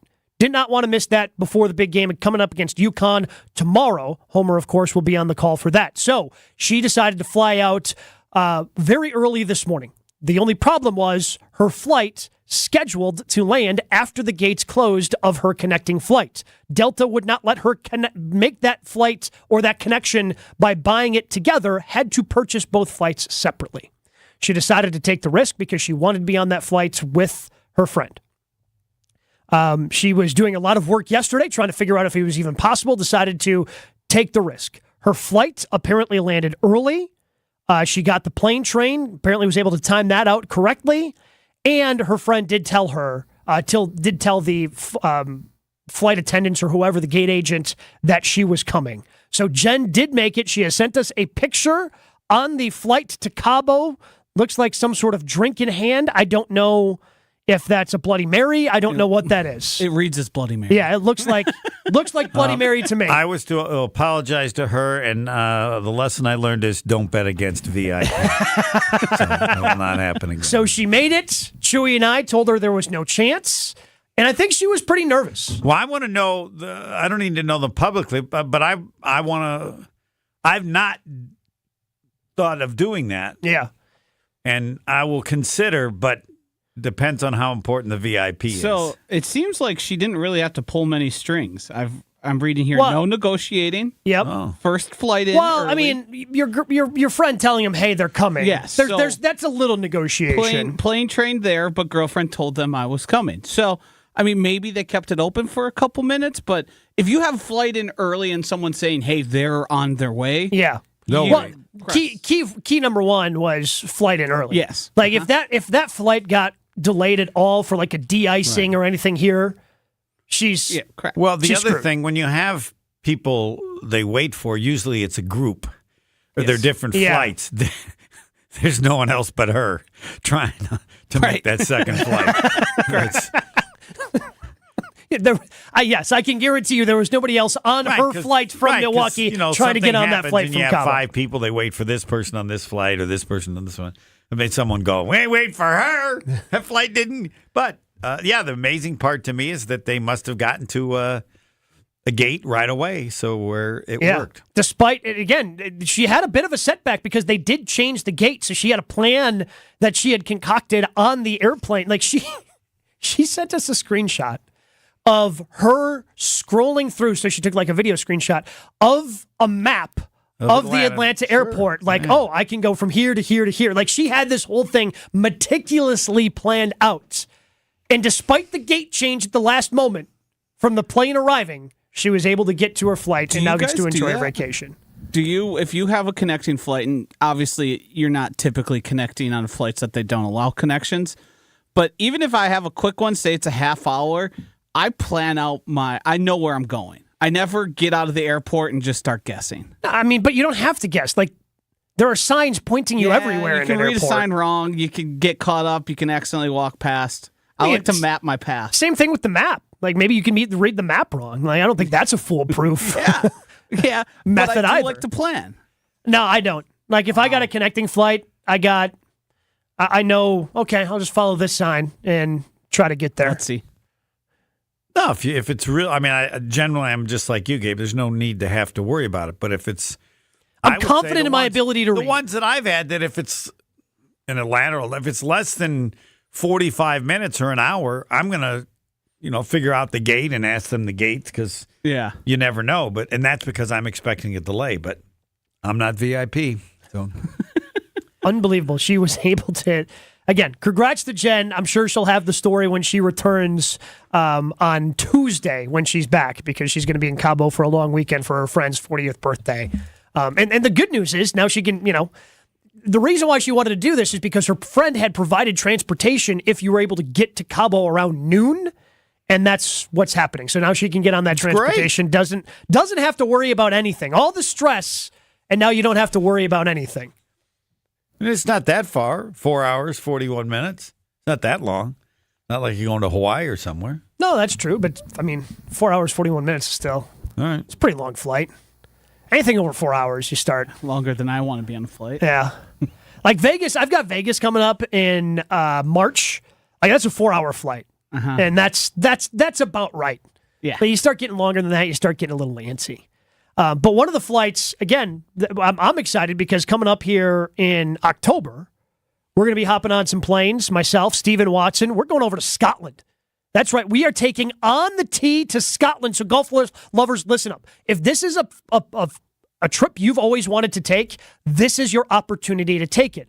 Because maybe you're like me. I've been to Scotland once. I was fortunate enough to get invited by Tony Smith when somebody backed out of a group trip that they had planned a couple of years ago. But now here's your opportunity. You don't have to do any of the planning. We have that taken care of.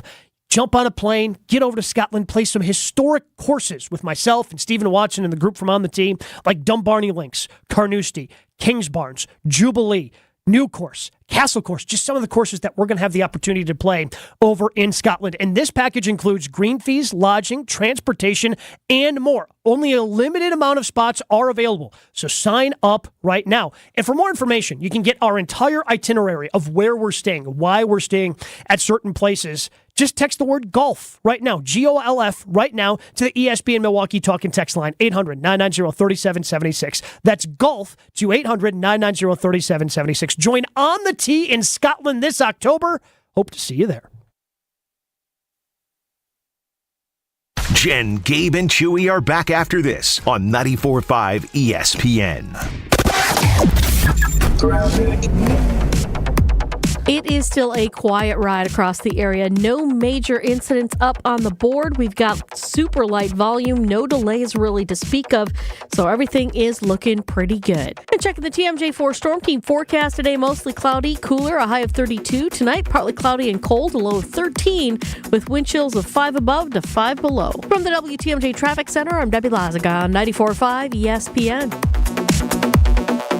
Weather is brought to you by Showtime Floors, installing beautiful floor shield. Transform your garage or basement floors into a showpiece. Mention ESPN for 10% off now through December 31st. ShowtimeFloors.com. UW Credit Union presents the Student Athlete of the Week, supporting local student athletes as they grow on the field, in the classroom, and in the community. UW Credit Union is here for every you. Learn more at uwcu.org. Here's Ashton Rotman with the UW Credit Union Student Athlete of the Week. This week's UW Credit Union Student Athlete of the Week is Sussex Hamilton senior Aiden Knopp. The senior guard helping the Chargers big time in their recent 3-game winning streak, including last Friday's game against Brookfield East. Knopp put up 30 points in a 68-48 victory, a season high for him. And it's been quite the journey for Aiden Knopp, who has excelled in the classroom as well as on the court. He took time away from the court during his junior season, however, to take care of his mental health, hoping to use his journey to inspire other young athletes. Knopp on the year is averaging 20 points per game for a Hamilton squad that is sitting 4th in the Greater Metro Conference, an 8-5 conference record heading into this week of games. Congratulations to this week's UW Credit Union Student Athlete of the Week, Aiden Knopp.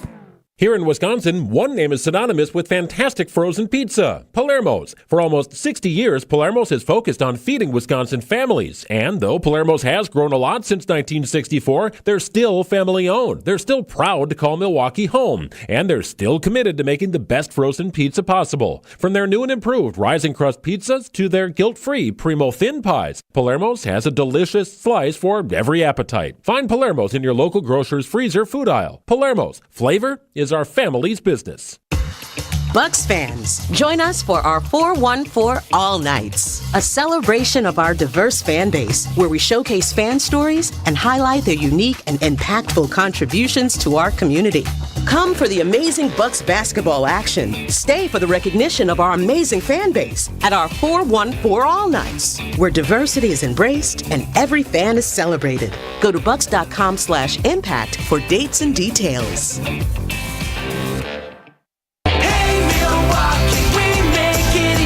It's Auto Show time in Milwaukee. The best time to shop the newest cars, trucks, and SUVs. But you don't have to wait until the show. Experience your favorite models at your nearest Ewald now. Get special Auto Show savings with top dollar for your trade on over 700 new vehicles in stock. All backed by Ewald's exclusive 20-year, 200,000-mile warranty. Only during Ewald's Auto Show sales event. Go to ewaldauto.com. Whether you're a local who wants to enjoy a night out or you're planning to visit Milwaukee, enjoy an artfully stylish experience at St. Kate the Arts Hotel. The hotel is ideally located in the heart of the theater district in downtown Milwaukee. With deluxe accommodations, culinary creativity, on-site galleries, and nightly live music, you'll enjoy every element of your stay at St. Kate. Book special hotel packages with room rates starting as low as $129 a night. Learn more and book your stay at stkatearts.com. This is Jen, Gabe, and Chewy. I just figured if I got the yellow ones from Mexico, I could slip those in without her. Did you know the Viagra in Mexico is yellow? Had no idea. Yeah. Wait, can you just paint it? You just drop it in a little food coloring? You probably could, like an egg. I'm going to try that. Easter has a new meaning in the Chimera household. On 94.5 ESPN.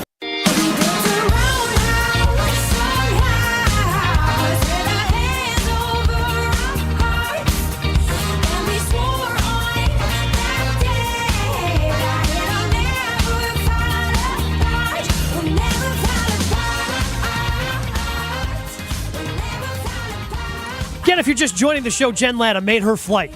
She is on her way to Cabo. I know a lot of people were curious whether or not she would make it. Some people were tracking her flight, providing us with those updates on the talk and text line at 800-990-3776. Some people were worried about her luggage. She never checks a bag when she travels or flies. So, again, pretty sweet. Pretty sweet that she made it and ends up to be a really good story. Although, Josh, you just said in our own little text line that you never check a bag, you never check luggage? No.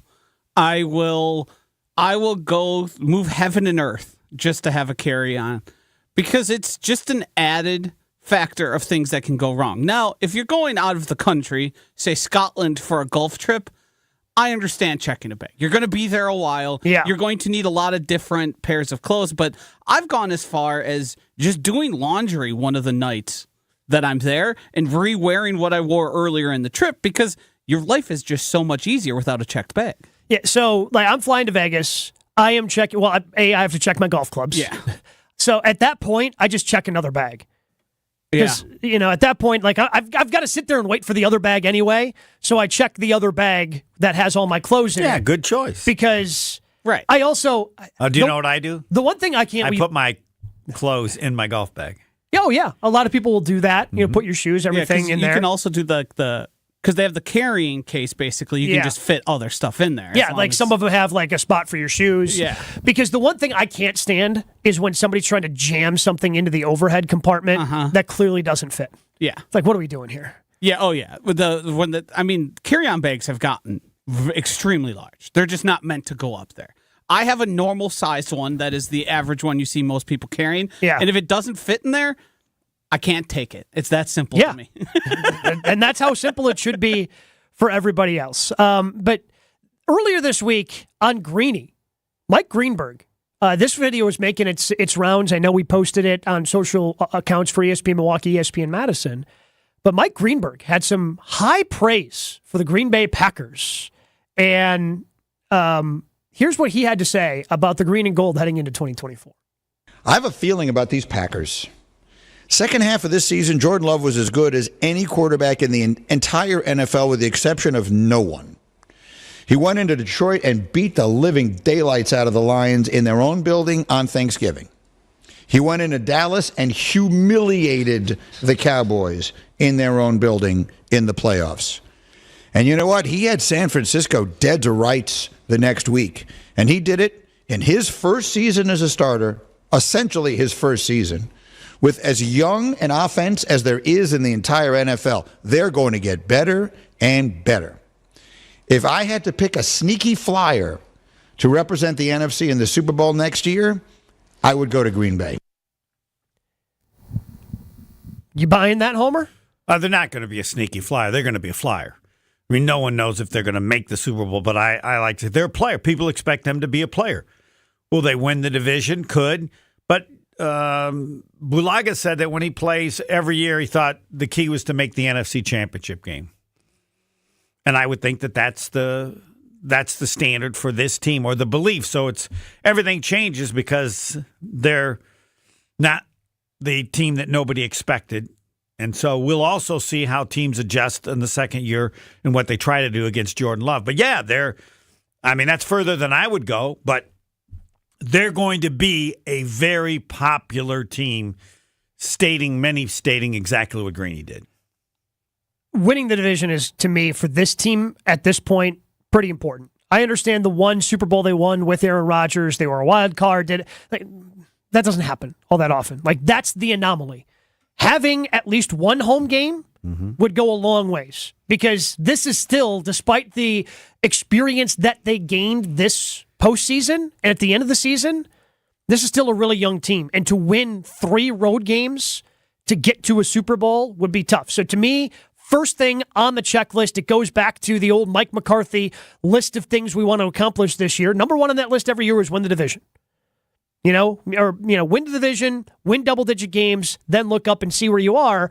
Winning the division and having at least one home playoff game, I think, for this team is going to be big, because it is just so hard, as we saw this year, to go on the road and continuously win. It's easier in the NFC than it is in the AFC. AFC's stacked. NFC right now doesn't look like it's as deep, so it could be a little bit easier in the NFC, but at least having that one home playoff game gives you a little bit of a break and makes you feel a little bit better about being a team that, as you said, isn't going to be a sneaky flyer, but a flyer and a contender in the conference. I mean, I agree with that, but you could, in a weird way, which no one can remember, it could be that Detroit and the Packers could both be good. The Packers win 11 games, 12 games, even if they don't win the division, So I would say, I agree with you totally, but I think if you had two good, like you had Philly and Dallas or whatever, you still feel comfortable that you can get it done based on how many games you win in the regular season. But yes, it just does make it easier. But I don't know why.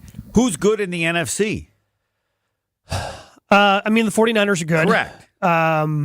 So you'd play like you figure you'd play them in the last game. Well, I'm expecting the Eagles to bounce back this year. I think we didn't make a big enough issue of them losing their offensive and defensive coordinator. And they didn't do a good job replacing either one of those. Yep. I think they did a better job this offseason. Seems like they're more prepared. It seemed like the first time it was like, we still have our head coach. We'll be fine. We'll figure it out. And obviously they had some issues, but there's still a lot of talent on that team. I'm not expecting them to just suddenly become a bad football team. I think they've got a lot of talent over there, and they're going to figure it out, especially offensively, with the way that Kellen Moore seems to be respected across the league. So I think the Niners, I think the Eagles, those two teams are really good, and then the Packers are probably right there. Cowboys will be. Cowboys and Lions are the two other teams that, per Vegas, have a better chance at winning the NFC Championship next year. I mean, I'll buy the Lions. I ain't buying the Cowboys. No. Until they do it, I'm not going to buy it. Yeah. Well, because you got to prove it at this point. Yeah, like they could go 15-2, and it's like, who cares? They haven't even made the conference championship right. No. They haven't made the conference championship since they won the Super Bowl. Right. Yeah, you're right. And that was 1995. Just pick against them until they prove you wrong. Yeah. Whereas with Patrick Mahomes, I'm picking with him until he proves me wrong. I'm picking against the Cowboys but the Lions it's not a foregone conclusion that the Packers are just going to usurp the Lions. I think that's going to be an interesting battle to watch. I know the Packers went in there and they won on Thanksgiving, but the Lions also came here and the Packers were a different team at that point, but they dominated the Packers. They split that series last year. That's going to be worth watching, though both those games are going to be wildly entertaining next season. I mean, it's all based on the belief that I think everybody has that the Packers offense is going to be good, right? Like they're going to be able to move the ball against anyone. Doesn't mean you're going to be perfect. It's Kansas City, but you expect the offense to be good, right? Now, is it going to be as great as it was for the last 8 games or whatever? Maybe not, but who do you think can stop the Packer offense based on what you saw? Aaron Jones, you wonder about him and the health there, but they'll probably have another running back. That's the foundation. Every belief about the Packers starts with how good you believe their offense can be with all the weapons and the quarterback, right? Yeah, and that's what they have to go out and prove, though, is that wasn't just a hot streak at the end of the season. That's what this team actually is. Yes. Like, that's what they have to me, in the early part of the season, they have to go out and prove, no, that wasn't just a hot streak. That's who we actually are. We can do that. We can move the football like that. And the issue at times, because, again, that last game of the season, they only scored 17 against the Bears.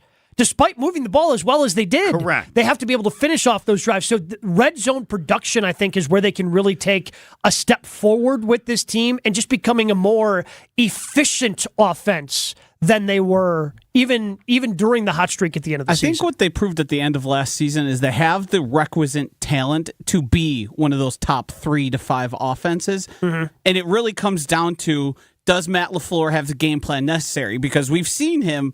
I mean, the Dallas game, they knew what they were going to do the whole game, and they executed perfectly. It was, Romeo Doubs was wide open how many separate times? So we know that you have the guys necessary to be able to go out and do it. Can you just consistently have the game plan enough times throughout the year to win those games? 800-990-3776 is the ESPN Milwaukee Talking text line. Chef Ed said, I'm not ready to drink the Kool-Aid. We can't sneak up on anyone. I expect there to be some regression. Sure, I understand that, but at the same time... from what? Yeah, but at the same time, like, they were so bad for a month. Like, the month of October was terrible.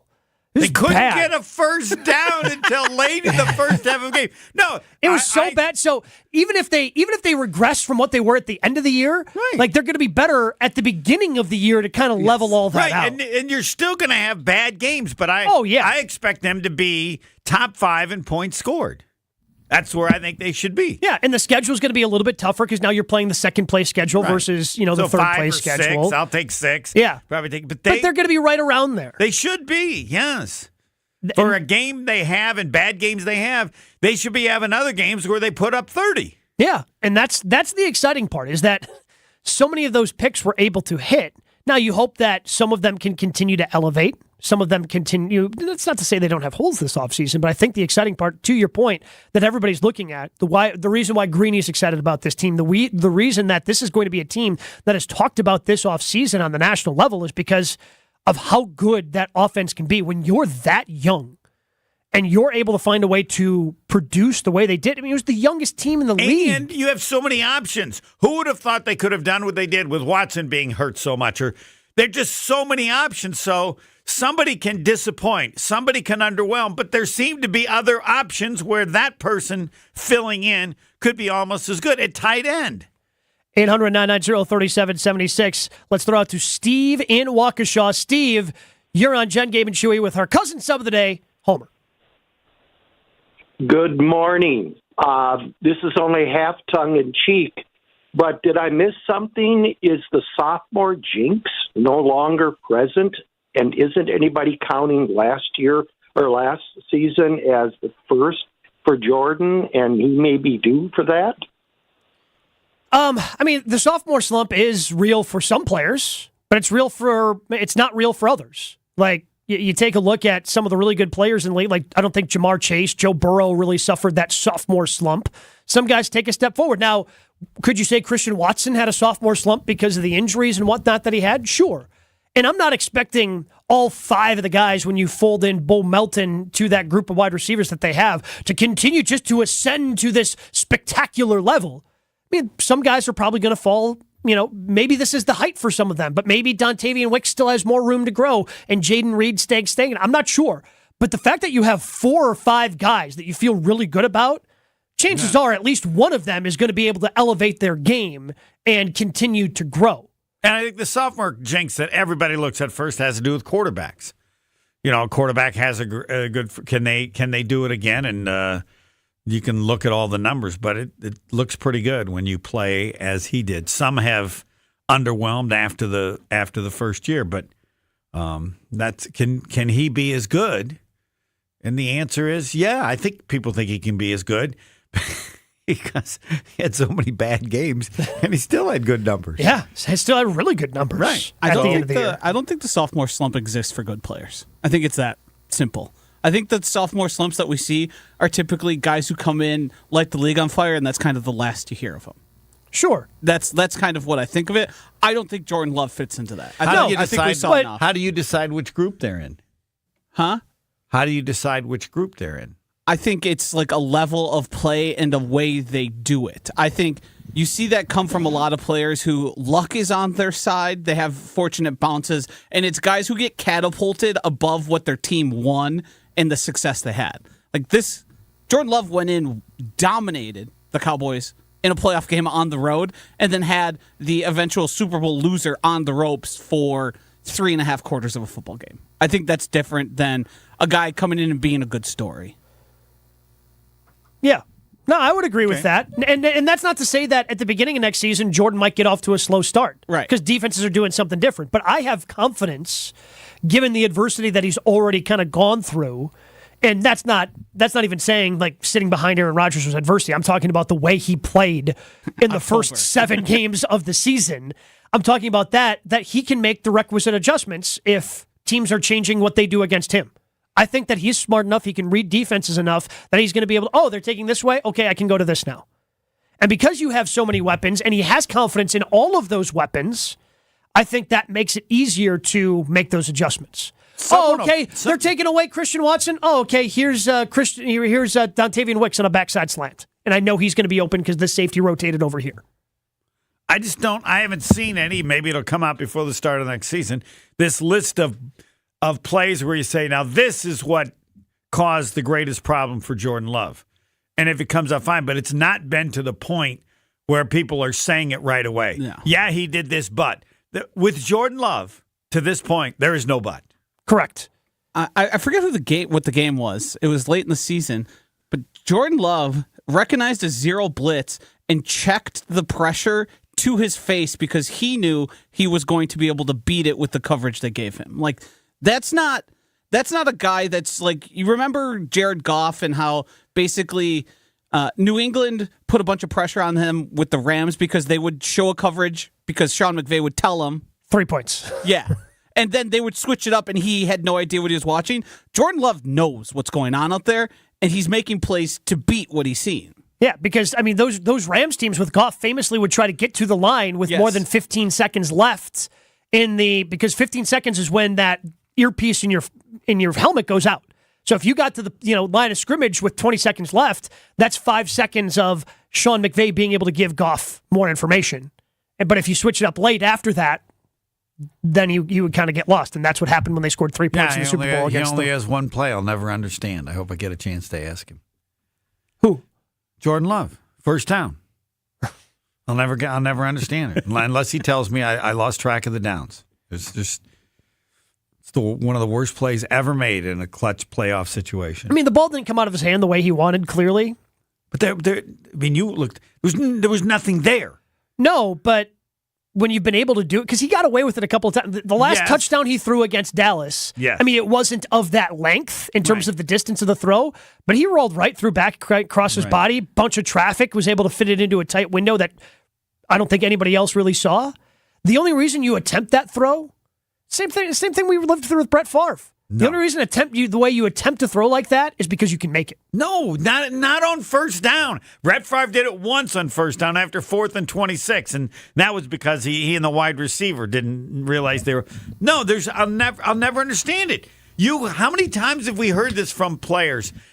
When you have that late drive, you got to get that first down. Yeah. So they get a first down on 3 tough plays. I mean, then the run didn't work then. So he's there. First down. Throw it away. I got second. I mean, now, if he stinks, then you'd say, sure, this was the first sign. I can't believe the pressure was too much. I just can't understand it. And I'm happy. I think he forgot the down at the point he's throwing. Bulaga can't come up with anything. You know what he says? He goes, he blacked out. Yeah. Because he can't. No one can come up with a legitimate, realistic explanation given what you've seen him do. Yeah. I think the moment got too big. Yeah. Okay, that could be it. That could be it. Well, I think I think that's what you saw in the last quarter and a little bit into the third. But then we saw that in the season then the too, moment got to the biggest. I mean, we've lived this with Rodgers. He couldn't even get a first down against the 49ers, and he's going against Jimmy Garoppolo. Yeah. Mm-hmm. So he got that first down. So any feeling of the moment didn't bother him the first 3 plays, and that wasn't an easy third down. They threw that little short pass, and the tight end got it for like a yard. Mm-hmm. It was tough. I think what happened is, if I were to diagnose it, on those first 3 plays, he saw what he expected to see, and guys were getting open. And when the play didn't happen the way he expected, that caused panic. Yeah. So like he had to play out of schedule, where in those first 3 plays he was within his schedule. Right. And there's always where in his head does first down enter his schedule? I don't think he thought about it. Yeah. Okay. Well, because then the other thing that's in the back of your mind, because you always know this in the 2-minute situation, you got to get a chunk play at some point. So then he just tried to make a play. But he had 50 seconds. He had a couple of timeouts. Oh, sure. You're 100% right. Yeah, I'm willing to accept any of these as possibilities because I can't come. I do think we did see a couple times, like when Jordan had those late comeback moments, he seemed to make mistakes early. Like when they came, like some of those interceptions, like I'm thinking about, was it the Raiders game where he just threw it to the other team? The guy was like, meet a homer away, and he's just like, here you go. Yeah, so it just seemed like he made those mistakes instantly. It was like a pressure thing. The moment was too big.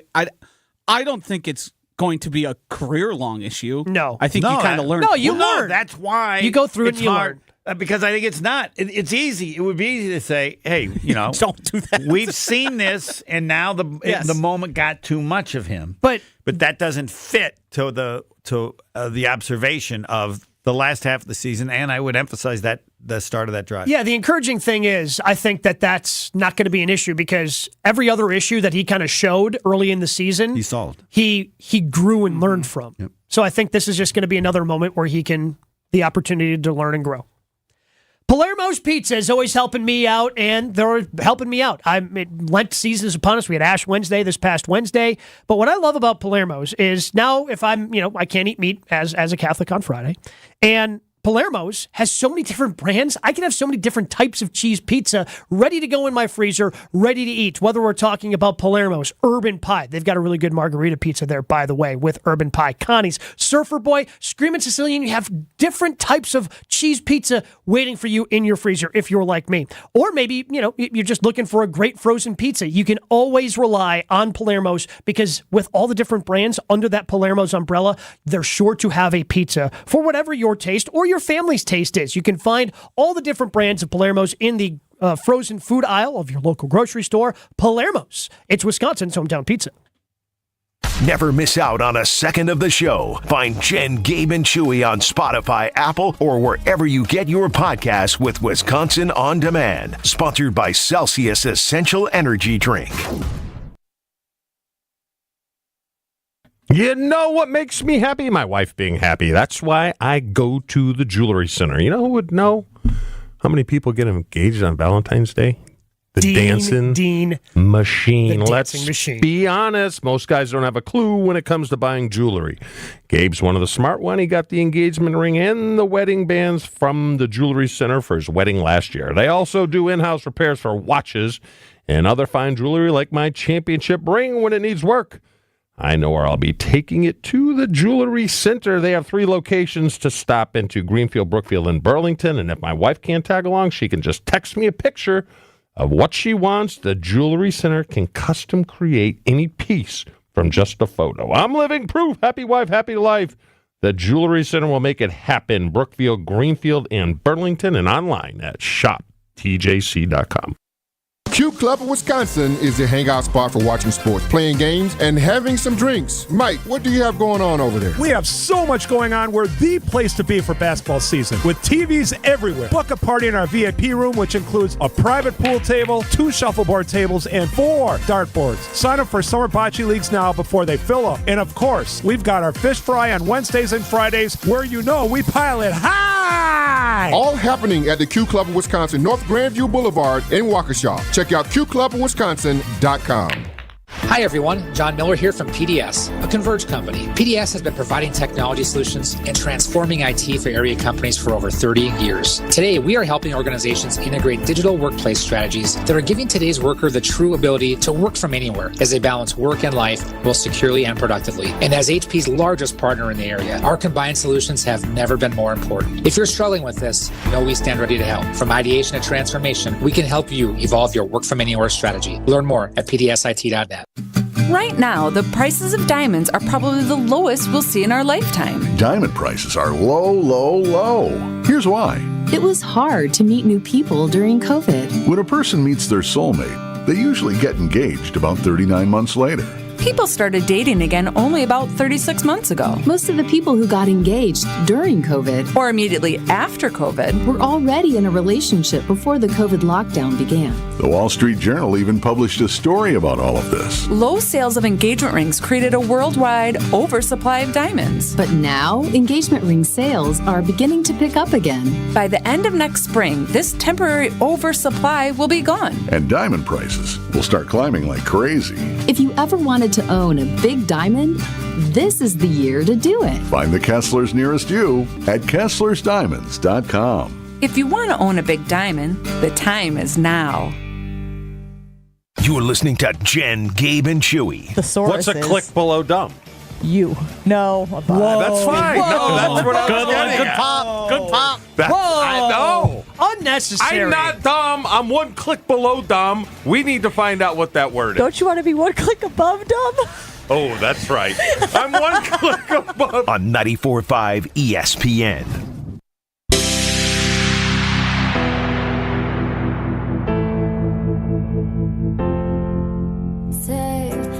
always a great way to go into the weekend.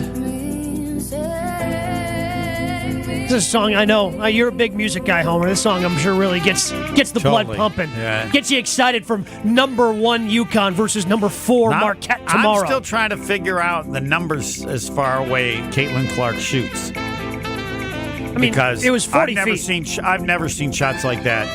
Like, just bring it up, and it's got to be 30 feet. I don't. Oh, that was to break the record was 40. Yeah. 47 is half court. Yeah, she was barely over half court. I don't think. She had one after that I thought. Oh, the and one? The and one Yes, from the like and 35 one. feet? I've never seen anybody shoot from that far away on a play. Right? It's not like that's like a half court shot. She's invented the new school logo three. She does it all the time. Certainly fun to watch. Homer, thanks for filling in today, buddy. Happy to do it. Wildy and Tausch, but not Wildy and Tausch. Coming up next. We are really seeing a great ride out there right now. It's a very typical Friday morning, super quiet and zippy. We really don't have any delays or incidents